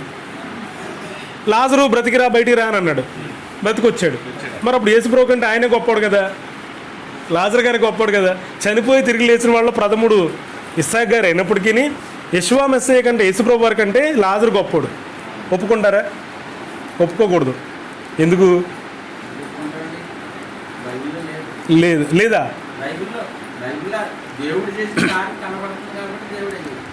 అవును సార్, నేను అడిగింది క్లారిటీ ఉందా లేదా మీకు? ఇప్పుడు చెప్పండి. లాజరు యేసు ప్రభు ముట్టుకుని పిలిచి బయట రమ్మంటే వచ్చాడు. అంతకుముందు ఒక చిన్నపిల్ల కూడా చచ్చిపోతే ఆ పిల్లని కూడా తిరిగి రమ్మంటే ఆవిడ కూడా బ్రతికేసింది. మరి మృతుల్లో నుంచి బ్రతికిన వాళ్ళు గొప్పవాళ్ళు అయితే అందులో వీళ్ళందరూ ముందు ఉంటారు, యేసు ప్రభు తర్వాత ఉంటాడు. దాన్ని ఎలా అర్థం చేసుకోవాలి సరే? మరణం నుంచి బ్రతికారు కదండి.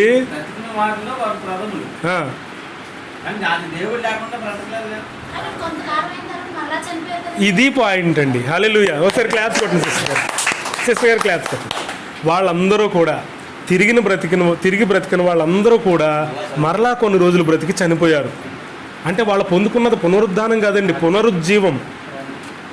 పునరుజ్జీవం, రీస్టోర్డ్ లైఫ్. కానీ పునరుద్ధానం పొందుకున్న ఏకైక వ్యక్తి, ఒకే వ్యక్తి యెషువా మెస్సయ్య అండి. అర్థమైందండి? యేసు ప్రభువారు. మీరు చెప్పిన పాయింట్ మంచి పాయింట్ అమ్మా. ఆ పాయింట్ చెప్తారని నేను అడుగుతున్నాను ఆ ప్రశ్న, అంతే. అర్థమైందా? సో ఇస్సాకు గారు కూడా అక్కడ చనిపోయి తిరిగి లేచారు, మరలా కొన్ని సంవత్సరాలు ఆగి ఆ తర్వాత చనిపోయారు. కానీ యెషువా మెస్సయ్య అలా కాదండి, తిరిగి లేచారు, సజీవుడిగా ఉన్నారు. ఇప్పుడు ఇక్కడ మన మధ్యన మనతో నిలబడి మనతో మాట్లాడుతూ ఉన్నారు, మనతో కూర్చుని మనల్ని ఆవరించి మనతో మాట్లాడుతున్నారు. హల్లెలూయా, హల్లెలూయా, హల్లెలూయా. ఇంతకీ ఇస్సాకు గారు ఇక్కడ చనిపోయారని ఉండాలి. 22 అధ్యాయంలో చనిపోయారని ఎలా అర్థం చేసుకోవాలంటే మొదటిసారి దూత ఏమన్నదంటే 11 అధ్యాయంలో 22 అధ్యాయం 10 వచనం. 22 అధ్యాయం 10 వచనం. 10 వచనం. అప్పుడు అబ్రహాము తన కుమారుని వధించుటకు తన చెయ్యి చాపి కత్తి పడగనగా యెహోవా దూత పరలోకము నుండి అబ్రహామా అబ్రహామా అని అతను పిలిచాను. అందుకతడు చిత్తం ప్రభువా అనెను. అప్పుడు ఆయన ఆ చిన్నవారి మీద చెయ్యి వేయకుము, అతను ఏమీ చేయకుము, నీకు ఒక్కడైనా నీ కుమారు నాకు వెనుదీయలేదు కనుక నీవు దేవునికి భయపడవాడు అని ఇందువల్ల నాకు కనబడుచున్నదని చెప్పింది కదండి. అక్కడితో ఆగిపోయాడు అబ్రహాం గారు. ఏం జరిగింది తర్వాత చదవండి.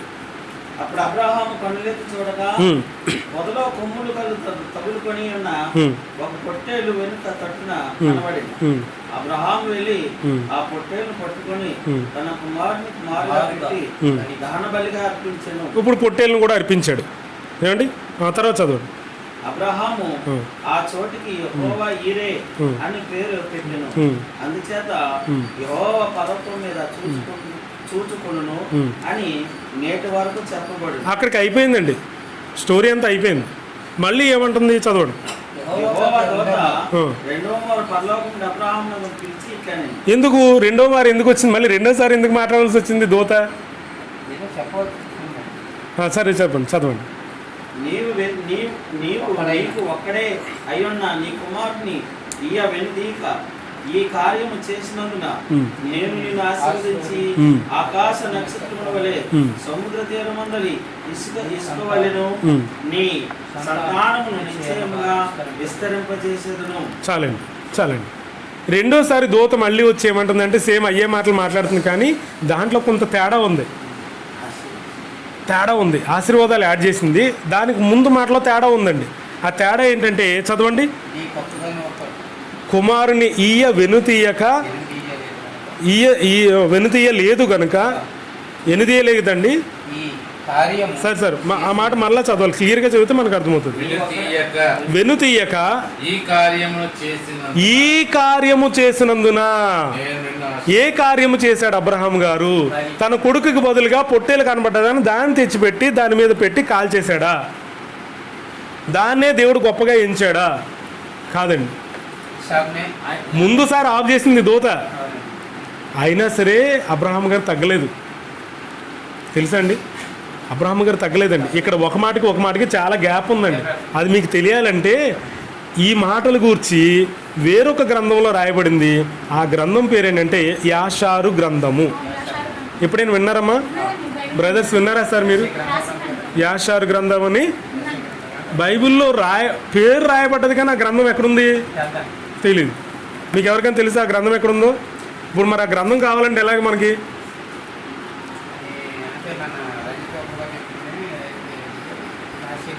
కాశీలో ఉందండి. కాశీకి దానికి సంబంధం ఉంది సార్. బైబిల్కి కాశీకి సంబంధం ఉంది.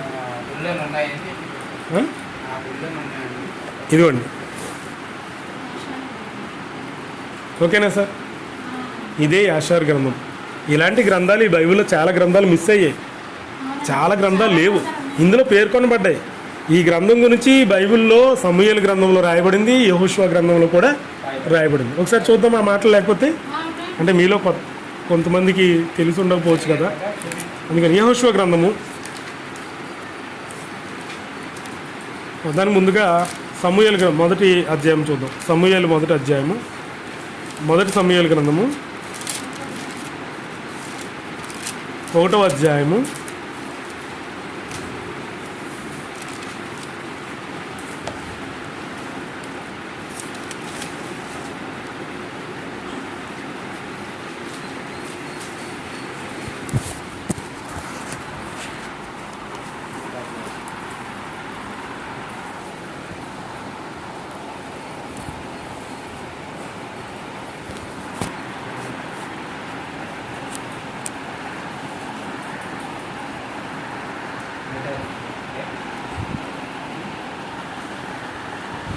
2వ సమూయేలు 1వ అధ్యాయం 18వ వచనం.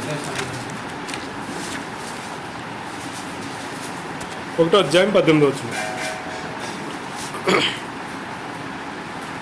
సౌలును గూర్చియు, ఉమ్, అతని కుమారుడైన యోనాతానును గూర్చియు ఉమ్, ధనుర్గీతం ఒకటి చేసి ఉమ్, దానిని బట్టి ఉమ్, విలాపము సెలిపాను. ఉమ్, అది యాషార గ్రంథమందు ఉమ్. లిఖింపబడి ఉన్నది. ఎక్కడ రాయబడిందంటండి? ఇప్పుడు యాషార్ గ్రంథం మనకు కావాలి. ఏమి రాయబడిందో తెలుసుకోవాలంటే అదేమో మన మధ్య లేదు. ఈ 66 పుస్తకాలు ఉన్నాయి మన చేతిలో. మరి ఈ గ్రంథం కావాలి కదా. మేము మీలాగే ఎన్నో ప్రయత్నాలు చేసి చేసి చేసి చేసి చేస్తే చివరికి ఈ బుక్ మాకు దొరికిందనమాట, యాషార్ గ్రంథం.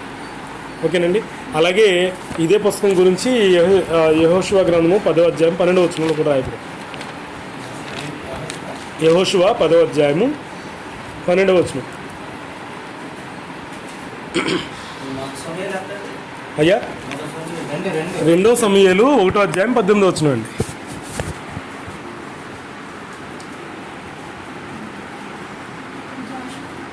యెహోషువ గ్రంథము 10వ అధ్యాయము 12వ వచనం అండి.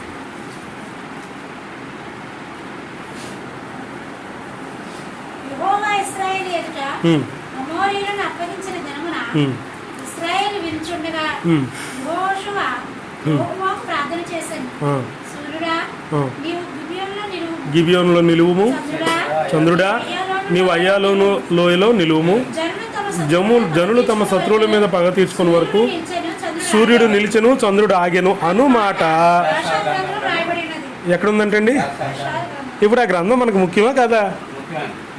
ఆ గ్రంథంలో చాలా విషయాలు రాయబడ్డాయండి. అసలు ఇది ఈ దినాన ఇస్సాకు గారి యొక్క బలియాగాన్ని ఎందుకు గుర్తు చేసుకుంటారంటే ఇంకొక కారణం కూడా ఉందన్నమాట. ఏమిటంటే ఈ దినము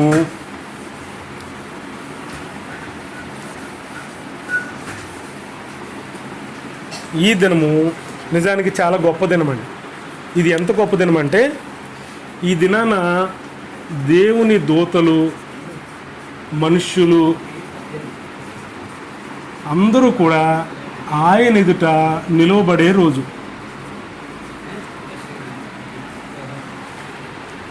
దేవుని దూతలు, మనుషులు కూడా ఆయన ఎదుట నిలవబడే రోజు. కానీ నిజాన్ని మనం అందరం కూడా కూర్చున్నాం. అయితే కూర్చున్నా ఆయన సన్నిధిలో మనం నిలబడినట్టే లెక్క. అయితే ఎందుకు నిలబడాలి? దేవుని ఎదుట ఎప్పుడు నిలబడతారు ఎవరైనా? మత్తయి సువార్త 24-25 అధ్యాయాలు చదివిన వాళ్ళకి బాగా అర్థమవుతుంది. గొర్రెలు మేకలుగా డివైడ్ చేయబడి నిలబడే రోజు.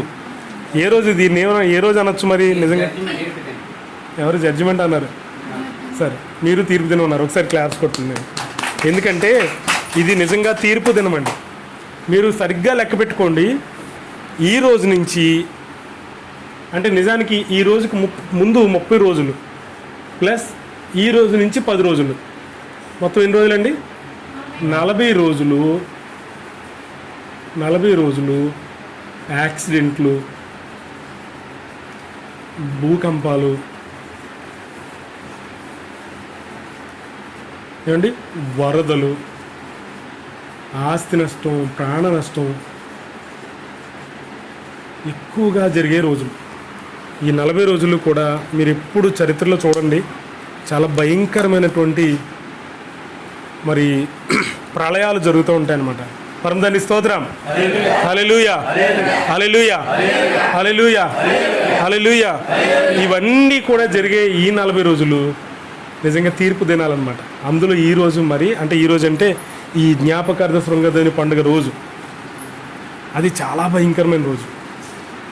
అయితే ఆయన ఎదుట నిలబడితే మనకి రక్షణ, సేఫ్. ఏమండి? సేఫ్. ఇప్పుడు ఆయన ఎదుట నిలబడే రోజు అని చెప్పడానికి దూతలు, దేవుని కుమారులు, మనుషులు అందరూ ఒక చోట పోగుపడే రోజు అని ఒక గ్రంథంలో ఉంది. ఏ గ్రంథం అండి? అమ్మ కాదు, అలా జరిగిన రోజు, అలా గతంలో జరిగిన అసలు ఇస్సాకు గారిని బలి ఇవ్వవలసినటువంటి పరిస్థితి ఎందుకు వచ్చింది? అబ్రహాము ఆ విశ్వాసం ఉందా లేదా చూడాలి. అయ్యా అబ్రహాం గారు విశ్వాసం ఉందా లేదని. దానికి అబ్రహాము హృదయాన్ని ఎరిగిన తండ్రే కదండి దేవుడు. దానికి మరీ తన కొడుకుని ఎందుకు అడిగేశాడు బలి ఇచ్చేయమని? అవును, ఇప్పుడు మనం ఏంటో దేవునికి తెలీదా? ఏమండి? నా మాటకు లోబడతాడా? అటు అదేంటి అబ్రహాముని పరిశోధించాడు. అలా కాదు సార్, నేను అనేది ఏంటంటే నువ్వు నీ తండ్రి ఇంటిని, నీ తండ్రి ఇంటి వారిని, నీ దేశాన్ని విడిచిపెట్టి వచ్చేమని అన్నప్పుడే అర్థమైపోయింది కదా అబ్రహాం ఏంటో. జీవితాంతం పరీక్షలు పెడతానే ఉంటాడు ఆయన. నిలబడతారా లేదని. అవునా? 100 రోజుల్లో 99 రోజులు నిలబడి ఆ 100 రోజులు నిలబడతాడా పడిపోతాడని టెస్ట్ చేస్తాడంటారా? రైట్, మీరు అన్నదాన్ని నేను ఒప్పుకుంటున్నాను, కాదని అనట్లేదు. అయితే ఇస్సాకు గారిని బలి ఇవ్వమని అడగడానికి గల మూల కారణం, ఒక కారణం ఉందండి. ఆ కారణాన్ని మీకు చెప్పి నేను ముగించేస్తాను. ఏంటంటే దేవుని యొక్క దూతలు, మనుషులు కూడా దేవుని ఎదురుగా నిలబడే రోజు ఒక రోజు ఉంది. ఆ రోజే జ్ఞాపకార్థ శృంగధ్వని రోజు. ఓకేనండి? అని మనకి బైబిల్ గ్రంథం నుంచి ఎలా తెలుసుకోవాలి అని అంటే యోబు గ్రంథము 1వ అధ్యాయము 6వ వచనం. ఇక్కడ ఒక చిన్న సందర్భం జరుగుతుంది అనమాట. యోబు గ్రంథము 1వ అధ్యాయము 6వ వచనం. దేవదూతలు యెహోవా సన్నిధిని నిలుచుటకై వచ్చిన దినం ఒకటి తటస్థించింది. వచ్చిన ఒక దినం ఒకటి తటస్థించింది అంటే వచ్చింది, ఒక దినం వచ్చింది. అవునండి? దినము అపవాది ఆ దినాన ఏం జరుగుతుందో జాగ్రత్తగా గమనించండి. ఆ దినమున అపవాది యొగువాడు వారితో కలిసి వచ్చింది. వారితో కలిసి, ఎవరితోని? వారితో అంటే దోతలతో, పరిశుద్ధులతో, అందరితో కలిసి ఆడు కూడా వస్తాడు. ఓకే, చదవండి. యెహోవా ఆ, నీవు ఎక్కడి నుండి వచ్చిందని వారిని అడగగా ఆ, అపవాది ఆ, భూమి మీద ఇటు అటు తిరుగులాడుచు ఆ. అందులో సంచరించుచు వచ్చిందని యెహోవాకు ప్రత్యుత్తరం ఇచ్చాడు. సాతాను గడితో అడిగాడన్నమాట, నువ్వు ఎక్కడి నుంచి వచ్చావు? దేవుడు అడుగుతున్నాడు, నువ్వు ఎక్కడి నుంచి వచ్చావు సాతానా అని అంటే, నేను ఎక్కడ తిరుగుతున్నానని చెప్పాడండి. భూమి మీద తిరుగుతున్నాడు. ఆడి పని భూమి మీద బోల్డ్ పని ఉంది ఆడికి. భూమి మీద అటు ఇటు తిరుగుతూ సంచరించుచు ఈరోజు నీ దగ్గర రావాలి కాబట్టి నేను వచ్చేసాను. అందుకు యెహోవా ఆ. నీవు నా సేవకుడైన యాకోబు నీవు నా సేవకుడైన యోబును గమనించేవా? అతడు ఉమ్, యథార్థవంతుడును ఉమ్, న్యాయవంతుడనై ఉండి ఉమ్, ఉమ్, దేవుని యందు భయభక్తులు కలిగి ఆ. చెడుతనంను విసర్జించిన వాడు భూమి మీద ఆ.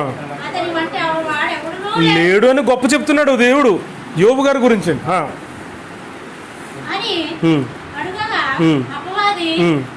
యోబు ఊరకే దేవుని యందు భయభక్తులు కలవాడాయన ఊరుకో నాయన. యోబు ఏమైనా ఊరికినే భక్తి చేస్తాడు అనుకుంటున్నావా? వాడి చేయి నీకేం తెలియదు. నేను వెళ్ళి చూశాను అక్కడికి. నేను అక్కడికి వెళ్ళి చూశాను యోబుని.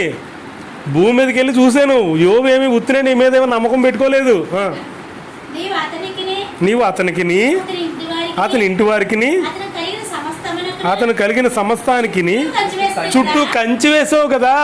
నీవు అతన్ని అతని చేతి పనిని ఆ. దీవించుట చేత అతనిని అతని చేతి పనిని నువ్వు దీవించావు కాబట్టి అతని ఆస్తి దేశంలో బహుగా విస్తరించింది. అతని ఆస్తి దేశంలో గొప్పగా ఉంది. ఆ. అయినను అయినా నీవు ఇప్పుడు ఆ. నీ చేయి చాపి ఉమ్.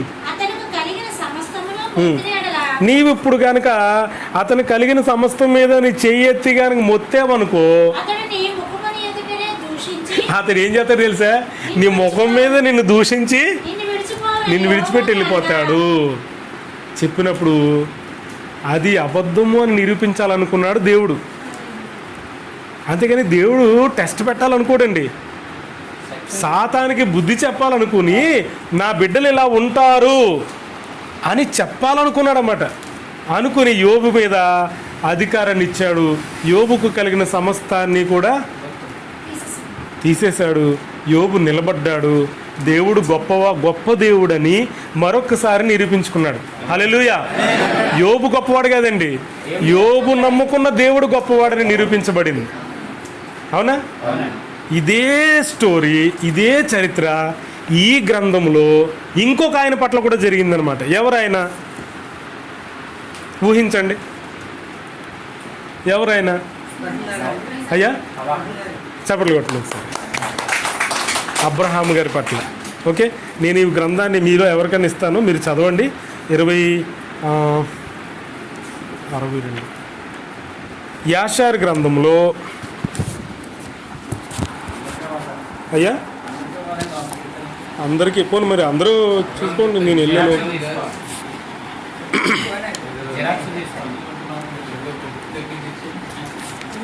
పాపం ఆయన రాసిన అయినా లేరండి, పాపం చనిపోయారు.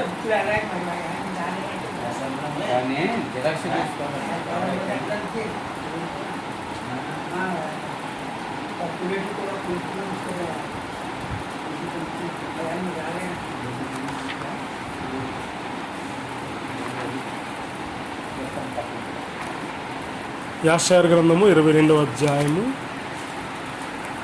రాసుకోండి మీరు. యాషార్ గ్రంథము 22వ అధ్యాయము 46 నుంచి 55 వచనాలు. ఇప్పటివరకు చదివారు కదా సిస్టర్ గారు యోబు గ్రంథంలో మాటలు. ఇప్పుడు ఇవి కూడా గమనించండి, 22వ అధ్యాయము యాషార్ గ్రంథము 22వ అధ్యాయము 46 నుంచి 55 వచనాలు. అమ్మ యాషారు అని మీరు చదువుతారా సార్? నేను 22వ అధ్యాయం తెలుగులో ఉంది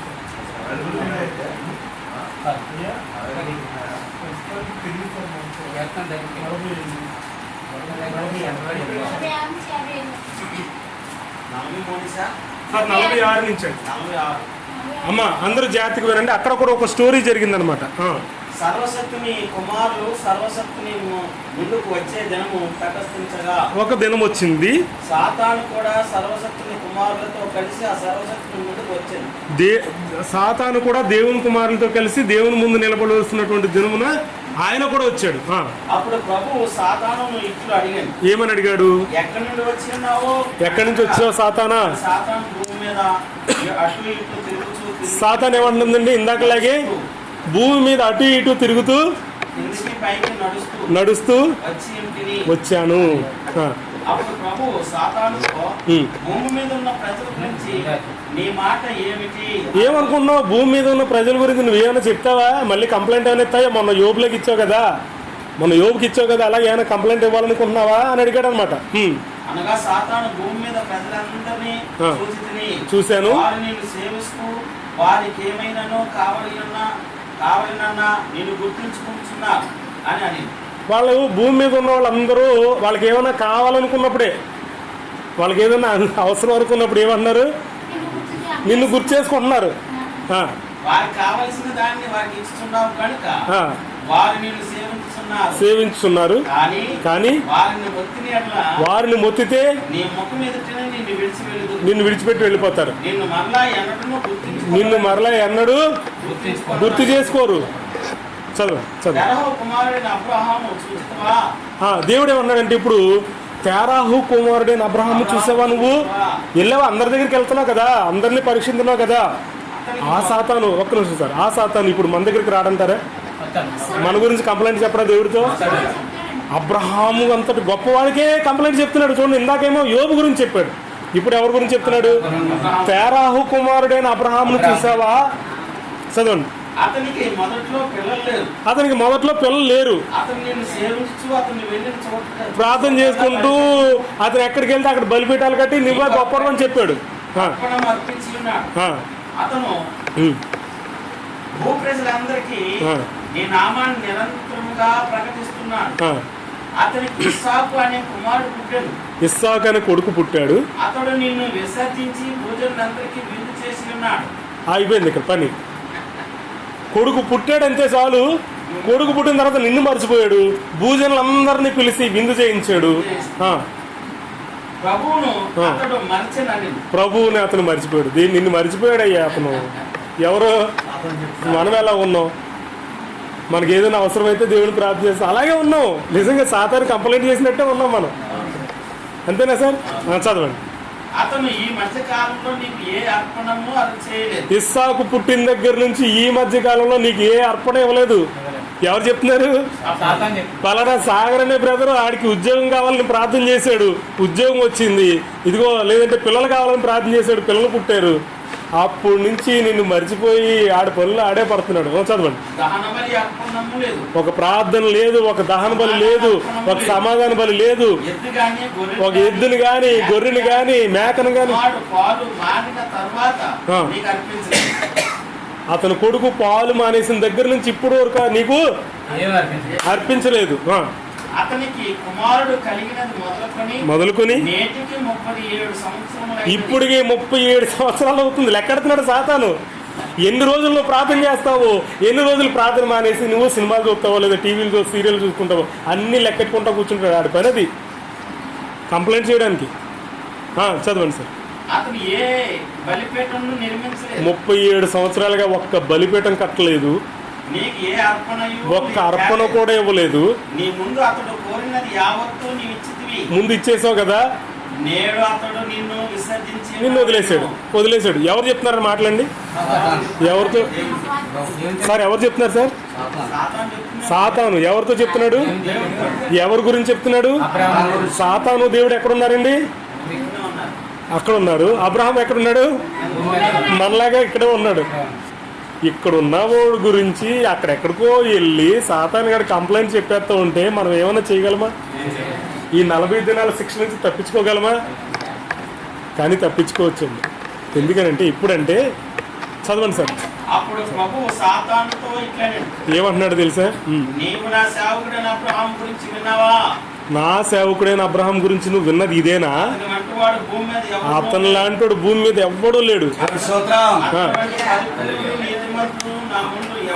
అతను వంటి పరిపూర్ణుడు, నీతిమంతుడు నా ముందు ఎవడూ లేడు. హల్లెలూయా!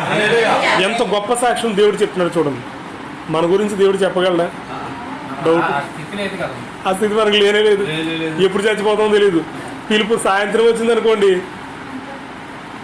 పిలుపు రేపొస్తే ఆయన సాక్ష్యం చెప్పాలంటే 1% కూడా మన దగ్గర ఎలిజిబిలిటీ లేదు. పరమ నీకు స్తోత్రం. చదవండి సార్. అతడు చెడును విసర్జించి నాకు భయపడతాడు. నేను జీవించేవాడనైనా లాగున అతనితో చెప్పుదును, నీ కుమారుని ఇస్సాకును నా ముందుకు తెచ్చిమ్ము అనగా అతను వెనుదీయడు. ఏమంటున్నాడండి ఇప్పుడు? తొడగొట్టి ఏమన్నాడంటే దేవుడు అంటున్నాడు, ఓ సాతానా నువ్వేం మాట్లాడుతున్నావు నీకు తెలియట్లేదు. అతను ఎద్దుని కానీ, గొర్రెని కానీ, మేకను కానీ అర్పించలేదని చెప్తున్నావు కదా. అటన్నిటికంటే గొప్ప అర్పణ తన కొడుకు ఇస్సాకు నిమ్మన్నా సరే అతను డౌట్ పడకుండా తెచ్చిచ్చేస్తాడయ్యా అని ఇలా తొడగొట్టి చెప్తున్నాడు దేవుడు అబ్రహాం గురించి. హల్లెలూయా! చదవండి సార్, చదవండి. దీనిని అతను పశువుల మందలో నుండి, గొర్రెల మేకల మందల నుండి దహన బలి అర్పించమనినా దానికంటే ఎక్కువ తొందరపడి తెస్తాడయ్యా. నా అబ్రహాం గురించి నువ్వు చెప్పేది ఏంటయ్యా?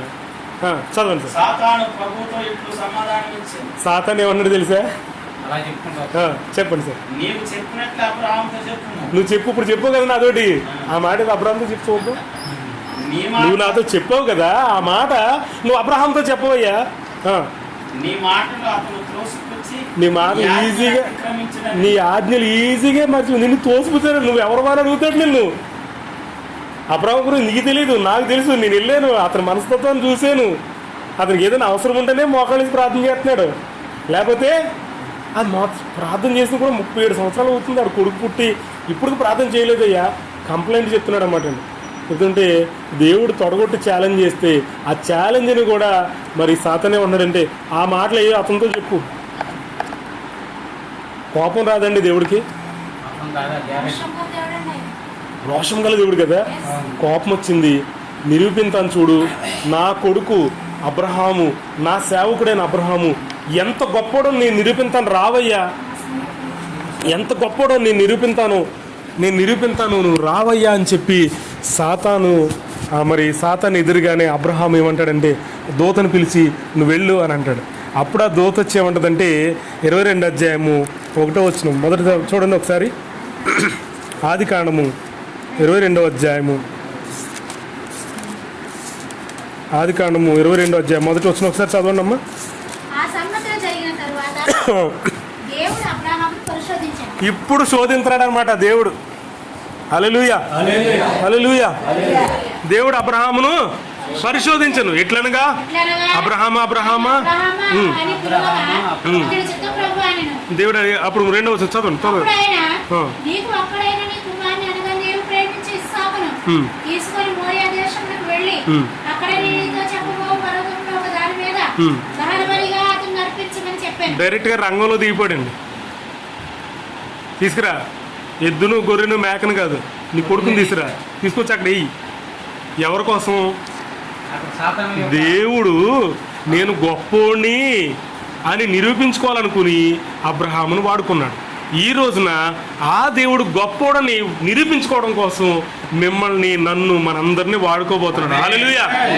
మనం నిలబడదామా, నిలబడాలి. పడిపోదామా? నిలబడాలి. నిలబడితే దేవుడు గెలుస్తాడు, పడిపోతే సాతాను గెలుస్తాడు. ఎవరిని గెలిపిద్దాం? ఏం చేద్దాం? నిలబడ్డం అంటే విశ్వాసం దేవుని ఆజ్ఞలు పాటిద్దాం. దేవుని ఆజ్ఞలు పాటిద్దాం. దేవుని ఆజ్ఞలు అబ్రహాము దేవుని ఆజ్ఞలు పాటించాడు. అబ్రహాము విశ్వాసాన్ని కలిగి ఉన్నాడు. అట్టి విశ్వాసం మనం కలిగి ఉండాలి. అబ్రహాం ఒకవేళ మనం చచ్చిపోయినా లేపుతాడండి దేవుడు. మనం దేవుని ఆజ్ఞలు పాటిస్తే, మనం దేవుని ఆజ్ఞల కోసం చచ్చిపోయినా ఆయన తిరిగి లేపుతాడు. ఈ విశ్వాసం అబ్రహాముకు ఉంది, మనకెందుకు లేకపోవాలి? మన గురించి దేవుడు గొప్ప సాక్ష్యం చెప్పే అవకాశం ఉంది. ఇంకా మనం బ్రతికే ఉన్నాం, చచ్చిపోలేదు. చచ్చిపోయామండి? మనకు ఆ అవకాశం ఉందా లేదా? బ్రహ్మాండమైన అవకాశం ఉంది. ఇంకా ప్రధాన యాజకుడు పరమ తండ్రి స్తోత్రం. హల్లెలూయా, హల్లెలూయా. కాబట్టి ఇశ్రాయేలు ప్రజలు ఏమనుకుంటారంటే నేను అబ్రహాము కుమారుణ్ణి. నిజానికి అది ఎంత గొప్ప విషయం తెలుసండి. మా నాన్న పేరు నాగరాజ్ అండి. మా నాన్న అంటే మా ఊర్లో, మా పేటలో ఒక భయం. అంటే ఎవరినైనా ఎదిరించేస్తాడు అన్నమాట. తప్పు జరిగిందా ఎవరినైనా ఎదిరించేసేవాడు అన్నమాట. చనిపోయాడండి 2009లో.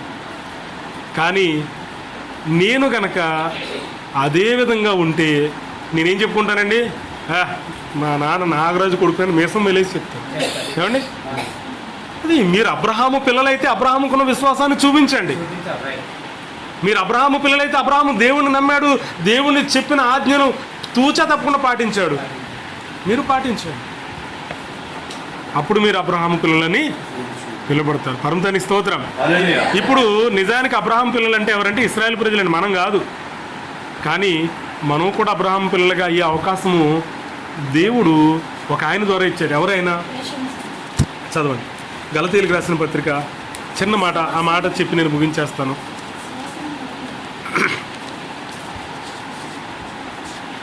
గలతీయులకు రాసిన పత్రిక 3వ అధ్యాయము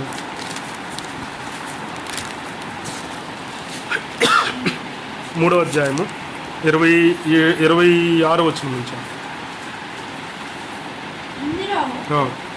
26 అమ్మా, 3వ అధ్యాయం 26వ వచనం.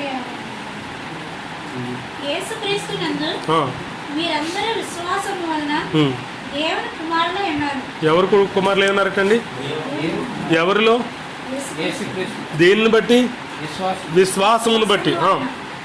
క్రీస్తులోనికి బాప్తిసం పొందిన మీరందరూ క్రీస్తును ధరించుకొని ఉన్నారు. ఇందులో యూదుడని, గ్రీసు దేశస్తుడని, దాసుడని, స్వతంత్రుడని లేదు, పురుషుడని స్త్రీ అని లేదు. యేసుక్రీస్తునందు మీరందరూ ఏకంగా ఉన్నారు. మీరు క్రీస్తు సంబంధులైతే ఆ పక్షమందు అబ్రహాము యొక్క సంతానమై ఉండి వాగ్దాన ప్రకారము. ఆమేన్. ఇది చాలదండి మనకి? ఇది చాలదా? ఇది చాలదా? మీరు అవకాశం ఇస్తే ఒక్క విషయం చెప్పి ముగించేస్తాను. చెప్పమంటారు వద్దా? చెప్పండి. సార్ ఏబిసి గారు అంటే మీకు అర్థమవుతుంది అంటే నేను చేద్దాం. రైట్. అయితే అక్కడ పొట్టేలు కొమ్ము ఎందుకు ఊదారు? ఈ దినానికి కూడా యూదులు, ఇశ్రాయేల్ ప్రజలు పొట్టేలు కొమ్మునే ఊదుతారన్నమాట. ఎందుకు ఊదారు? ఆదికాండం 22 అధ్యాయంలో చిన్న ట్విస్ట్ ఉంది, ఒకసారి ఆలోచించేయండి. ఆదికాండం 22 అధ్యాయం దగ్గర మళ్ళీ వెళ్దామండి ఒకసారి. సార్ బైబిల్ ఎన్నిసార్లు చదివితే అంత లోతుగా అర్థమవుతుంటుంది సార్ మనకి. 22వ అధ్యాయంలో ఏమండి, 22వ అధ్యాయంలో 7వ వచనం. ఇస్సాకు తన తండ్రి అయిన అబ్రహాముతో నా తండ్రి అని పిలిచాను. అతడు ఏమి నా కుమారుడు అడిగాను. అప్పుడు అతడు నిప్పులు కట్టెలను ఉన్నది కానీ దహన బలికి గొర్రె పిల్ల ఏది అని అడుగుతా. ఏమడుగుతున్నాడండి ఇస్సాకు గారు? అన్నీ ఉన్నాయి కానీ దహన బలికి ఏం కావాలి? గొర్రె పిల్ల ఏది అని అడిగాడు అనమాట. అవునండి, గొర్రె పిల్ల ఏది అని అడిగినప్పుడు అబ్రహాం గారు ఏం చెప్పారు? చదవండి ఒకసారి, చదవండి. నా కుమారుడా, నా కుమారుడా, దేవుడే దహన బలికి గొర్రె పిల్లను చూచుకోమని చెప్పాను. దేవుడే దహన బలికి గొర్రె పిల్లని ఏం చూసుకుంటాడు? దేవుడు గొర్రె పిల్లని చూసుకుంటాడని చెప్పాడు. కిందకు వద్దాం. కిందకు వచ్చి 13వ వచనం చదవండి. అప్పుడు అబ్రహాము కన్నులెత్తి చూడగా పొదలో కొమ్ములు తగులుకొని ఉన్న ఒక పొట్టేలు వెనక తొట్టున కనబడింది. తేడా మీకు ఏమైనా అర్థమైందా? డిఫరెన్స్ ఏమైనా తెలిసిందండి? ఏంటండి? కొమ్ములు తగులుకొని ఉన్న కొమ్ములు తగులుకొని అబ్రహాం గారు ఏం చెప్పారంటే గొర్రె పిల్లని దేవుడు ఏర్పాటు చేసుకుంటాడు, దేవుడు గొర్రె పిల్లని చూసుకుంటాడు అని చెప్పాడు. కానీ ఇక్కడికి వచ్చేసరికి గొర్రె పిల్ల దొరికిందా? ఏం దొరికింది? పొట్టేలు దొరికిందండి. గొర్రె పిల్ల అంటే ఆడది, పొట్టేలు అంటే ఎవరు? మగదనమాట. అబ్రహాం గారికి తెలీదా? మరి ఎందుకు గొర్రె పిల్ల అని చెప్తే ఇక్కడేమో పొట్టేలు దొరికింది? గొర్రె పిల్లని ఇంగ్లీష్లో ల్యామ్ అంటారండి, పొట్టేల్ని ర్యామ్ అంటారు. గొర్రెపిల్ల దొరుకుతుందని చెప్పాడు అబ్రహాం గారు. ఎందుకంటే అబ్రహాం గారికి తెలుసు, ఏం తెలుసు? గొర్రెపిల్లని దేవుడు ఏర్పాటు చేశాడు అనే విషయం తెలుసు. అందుకని ఏమన్నాడంటే అబ్రహాం గారు, దేవుడే గొర్రెపిల్లని ఏర్పాటు చేసుకుంటాడు నాయన, నువ్వు పదా అని అన్నారన్నమాట. తీరా అక్కడికి వెళ్ళాకేమో పొట్టేలు దొరికింది. దీన్ని ఎలా అర్థం చేసుకోండి అయ్యా? గొర్రెపిల్ల అదే పొట్టేలు ఇస్సాకుకి సాదృశ్యం అన్నారు. గొర్రెపిల్ల ఏమో ఎవరికి సాదృశ్యం అండి? కాదండి, పొట్టేలు ఇస్సాకుకి సాదృశ్యం. మీరు ఇందా చెప్పారు కదా, పొట్టేలు అనగానే ఇస్సాకు అని రాశాను అక్కడ. మళ్ళీ ఒకసారి రాస్తాను. పొట్టేలు అంటే ఇస్సాకు. మరి అబ్రహాం గారు ఏం చెప్పారంటే దేవుడే గొర్రె పిల్లను చూసుకుంటాడు అని అన్నారు. గొర్రె పిల్ల అంటే ఎవరు? ఆమేన్. ఎలా చెప్తున్నారమ్మా? ప్రకటన గ్రంథంలో యోహాన్ గారి మాటలు, ప్రకటన గ్రంథంలో ఉన్న మాటలన్నిటిని బట్టి లోక పాపములు మోసుకొని పోయే దేవుని గొర్రెపిల్ల ఇదిగో అని చెప్పాడనమాట. అయితే ఈ గొర్రెపిల్లనే దేవుడు చూసుకుంటాడని అబ్రహాం గారు ఎందుకు చెప్పారు అని అంటే, అబ్రహాం గారితో దేవుడు చెప్పాడు ముందే. ఏమని? సమస్త లోకం యొక్క పాపముల నిమిత్తము గొర్రెపిల్లని దేవుడు ఎప్పుడో ఏర్పాటు చేశాడంట. ఎప్పుడు? యాషార్ గ్రంథంలో ఉందన్నమాట. యాషార్ గ్రంథం సార్ 22 అధ్యాయం చదివారు కదా, ఇప్పుడు 23 అధ్యాయంలోకి వెళ్ళండి. 23వ అధ్యాయము 70-71 వచనాలు. 23వ అధ్యాయము 70-71 వచనాలు. ఆ గ్రంథంలో ఏమి రాయబడిందో చూద్దామండి.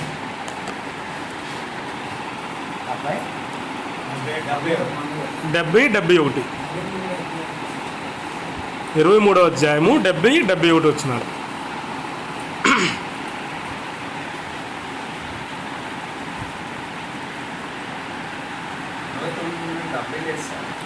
ఇరవై మూడవ అధ్యాయం సార్, 23వ అధ్యాయం.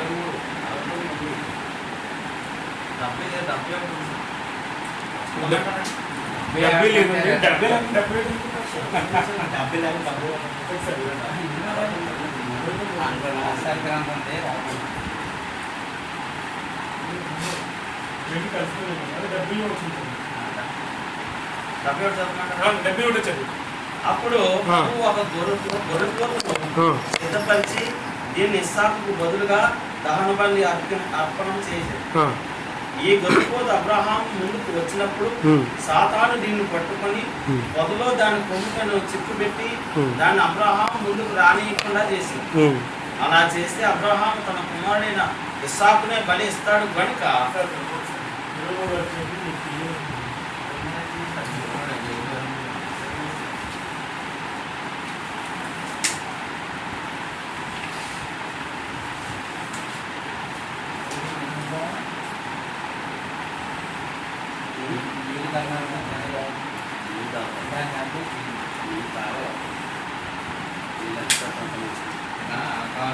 సృష్టించినప్పుడే దాన్ని ఏర్పాటు చేసి ఉందంట.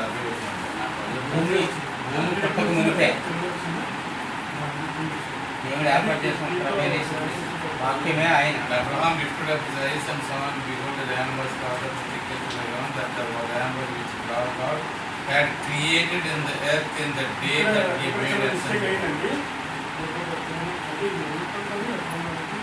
రైట్, మీకు అర్థమైంది కదా సార్? నా దగ్గర ఉన్న ఈ అక్షర గ్రంథం PDF ఫైల్ ఉందండి. దాంట్లో ఉన్న దాన్ని బట్టి దాంట్లో ఉన్నది మాట నేను చదువుతాను. తెలుగు ఉందండి అయ్యా, ఇంగ్లీష్ మీడియం నేను పంపిస్తానండి. అన్నీ కరెక్టేనండి, సేమ్ కరెక్టే. అది ఇందులో చిన్న మిస్టేక్ పడింది.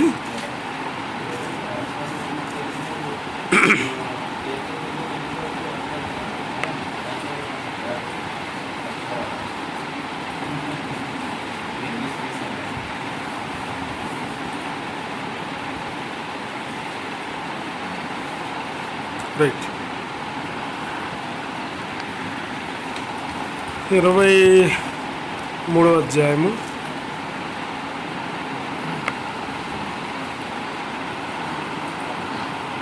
అంతని స్తోత్రం. హల్లెలూయా, హల్లెలూయా, హల్లెలూయా. అయ్యా, మీకు ఎవరికైనా సందేహాలు ఉంటే దయచేసి నన్ను అడగండి.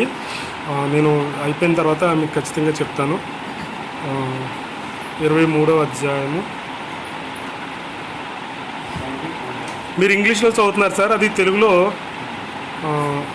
23. ఓకే, 23 70.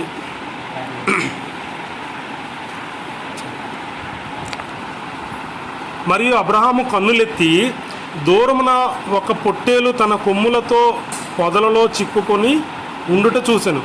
అది సర్వశక్తిమంతుడు భూమి ఆకాశములు సృజించిన దినమున సృజించబడినది. ఇందులో కూడా ఉంటుంది సార్, ఒకసారి చూస్తారా? ఆ పొట్టేలు ఎప్పుడు సృజించబడినది? భూమి ఆకాశములు సృజించబడిన దినమున సృజించబడిందంట. ఇగో చెప్తారు చూడండి, భూమి ఆకాశములు సృజించిన దినమున సృజించబడింది. సృష్టి ఆరంభానికి పూర్వమే, అంటే సృష్టి ఆరంభంలోనే ఆ పొట్టేలు సృజించబడింది అనమాట అండి. అందుకని అబ్రహాము గారు యేసుప్రభు వారు కొత్త నిబంధనలో మాట అంటారన్నమాట. కాదండి, కొత్త నిబంధనలో ఒక మాట అంటారు.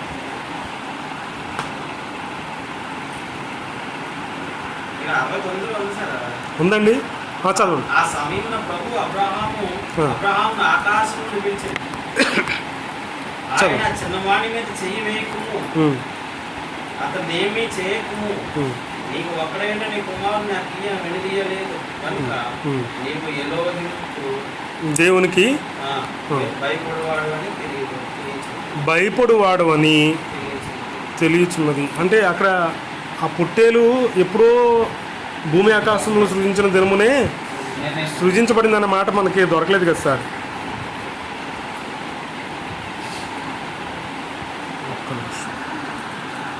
అయితే అబ్రహాము గారి గురించి యేసు ప్రభు వారు, అంటే యెషువా మెస్సయ్య వారు ఏం చెప్పారు?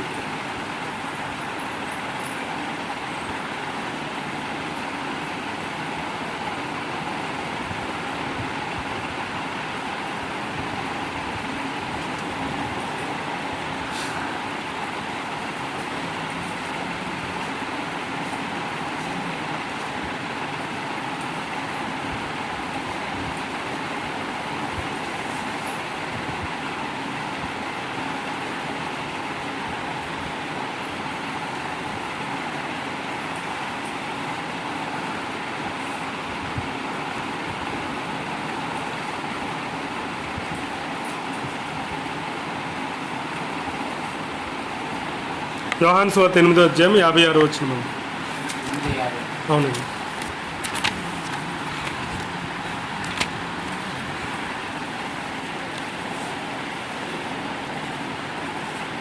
యోహాను సువార్త 8వ అధ్యాయము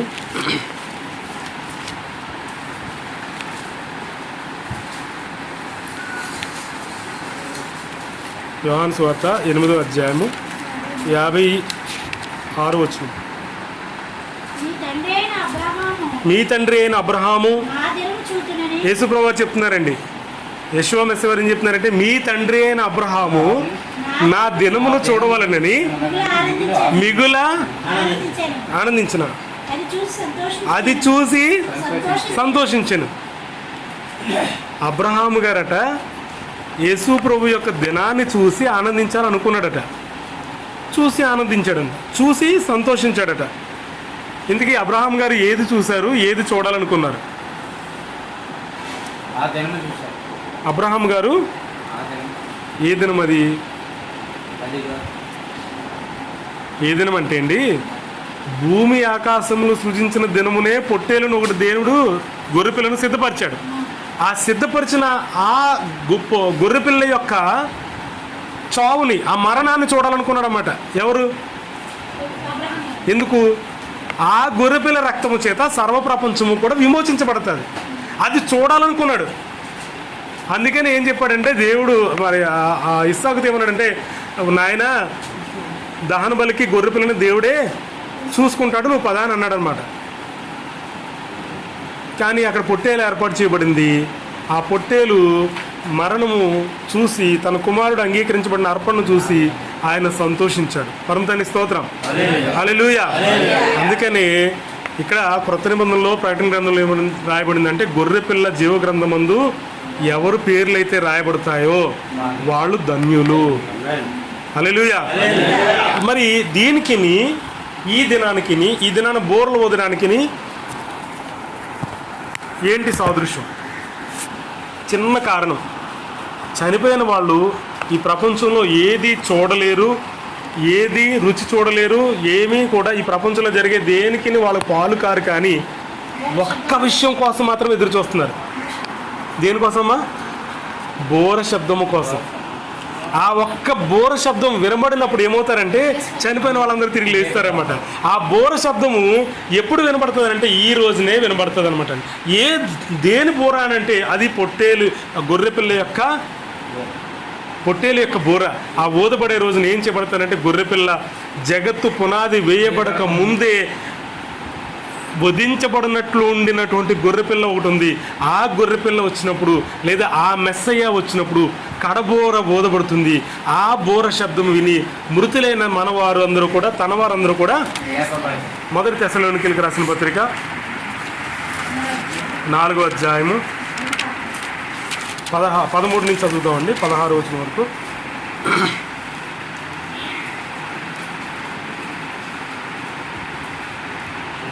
చదవండి. 13 నుంచి 17, 16 వరకు చదివిస్తుంది.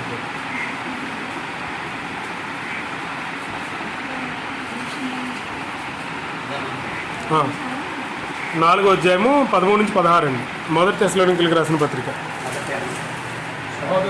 సహోదరులారా, నిరీక్షణ లేని ఇతరుల వలె మీరు దుఃఖపడకుండా నిమిత్తము నిద్రించుచున్న వారిని గూర్చి మీకు తెలియకుండా మాకు ఇష్టం లేదు. ఆయన చనిపోయి తిరిగి లేచాడని మనం నమ్మితే, అదేవిధంగా ఆయనలో నిద్రించిన వారిని కూడా దేవుడు ఆయనతో కూడా వెంట పెట్టుకుని వస్తాడు. ఎప్పుడు వస్తాడు?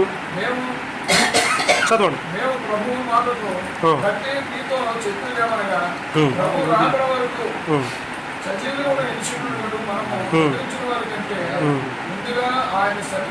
సన్నిధి చారము.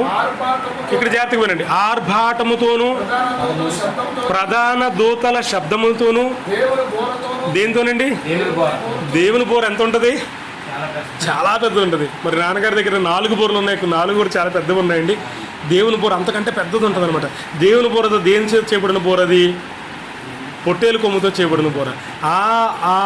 ఆ బోరను మరి ఊదపడుతుంది అనమాట. దేవుని బోరతోనూ పరలోకము నుండి ప్రభువు అది ఊదబడే రోజున మెస్సయ్య వారు భూమి మీదకి వస్తారు. వచ్చినప్పుడు ఆయన ఎందు మృతులైన వారు మొదట లెగుస్తారు. ఆ తర్వాత సజీవులైన మనం వారిని కలుసుకుంటాం.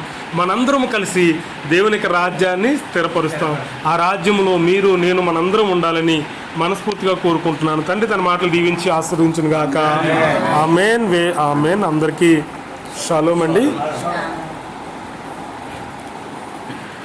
అయితే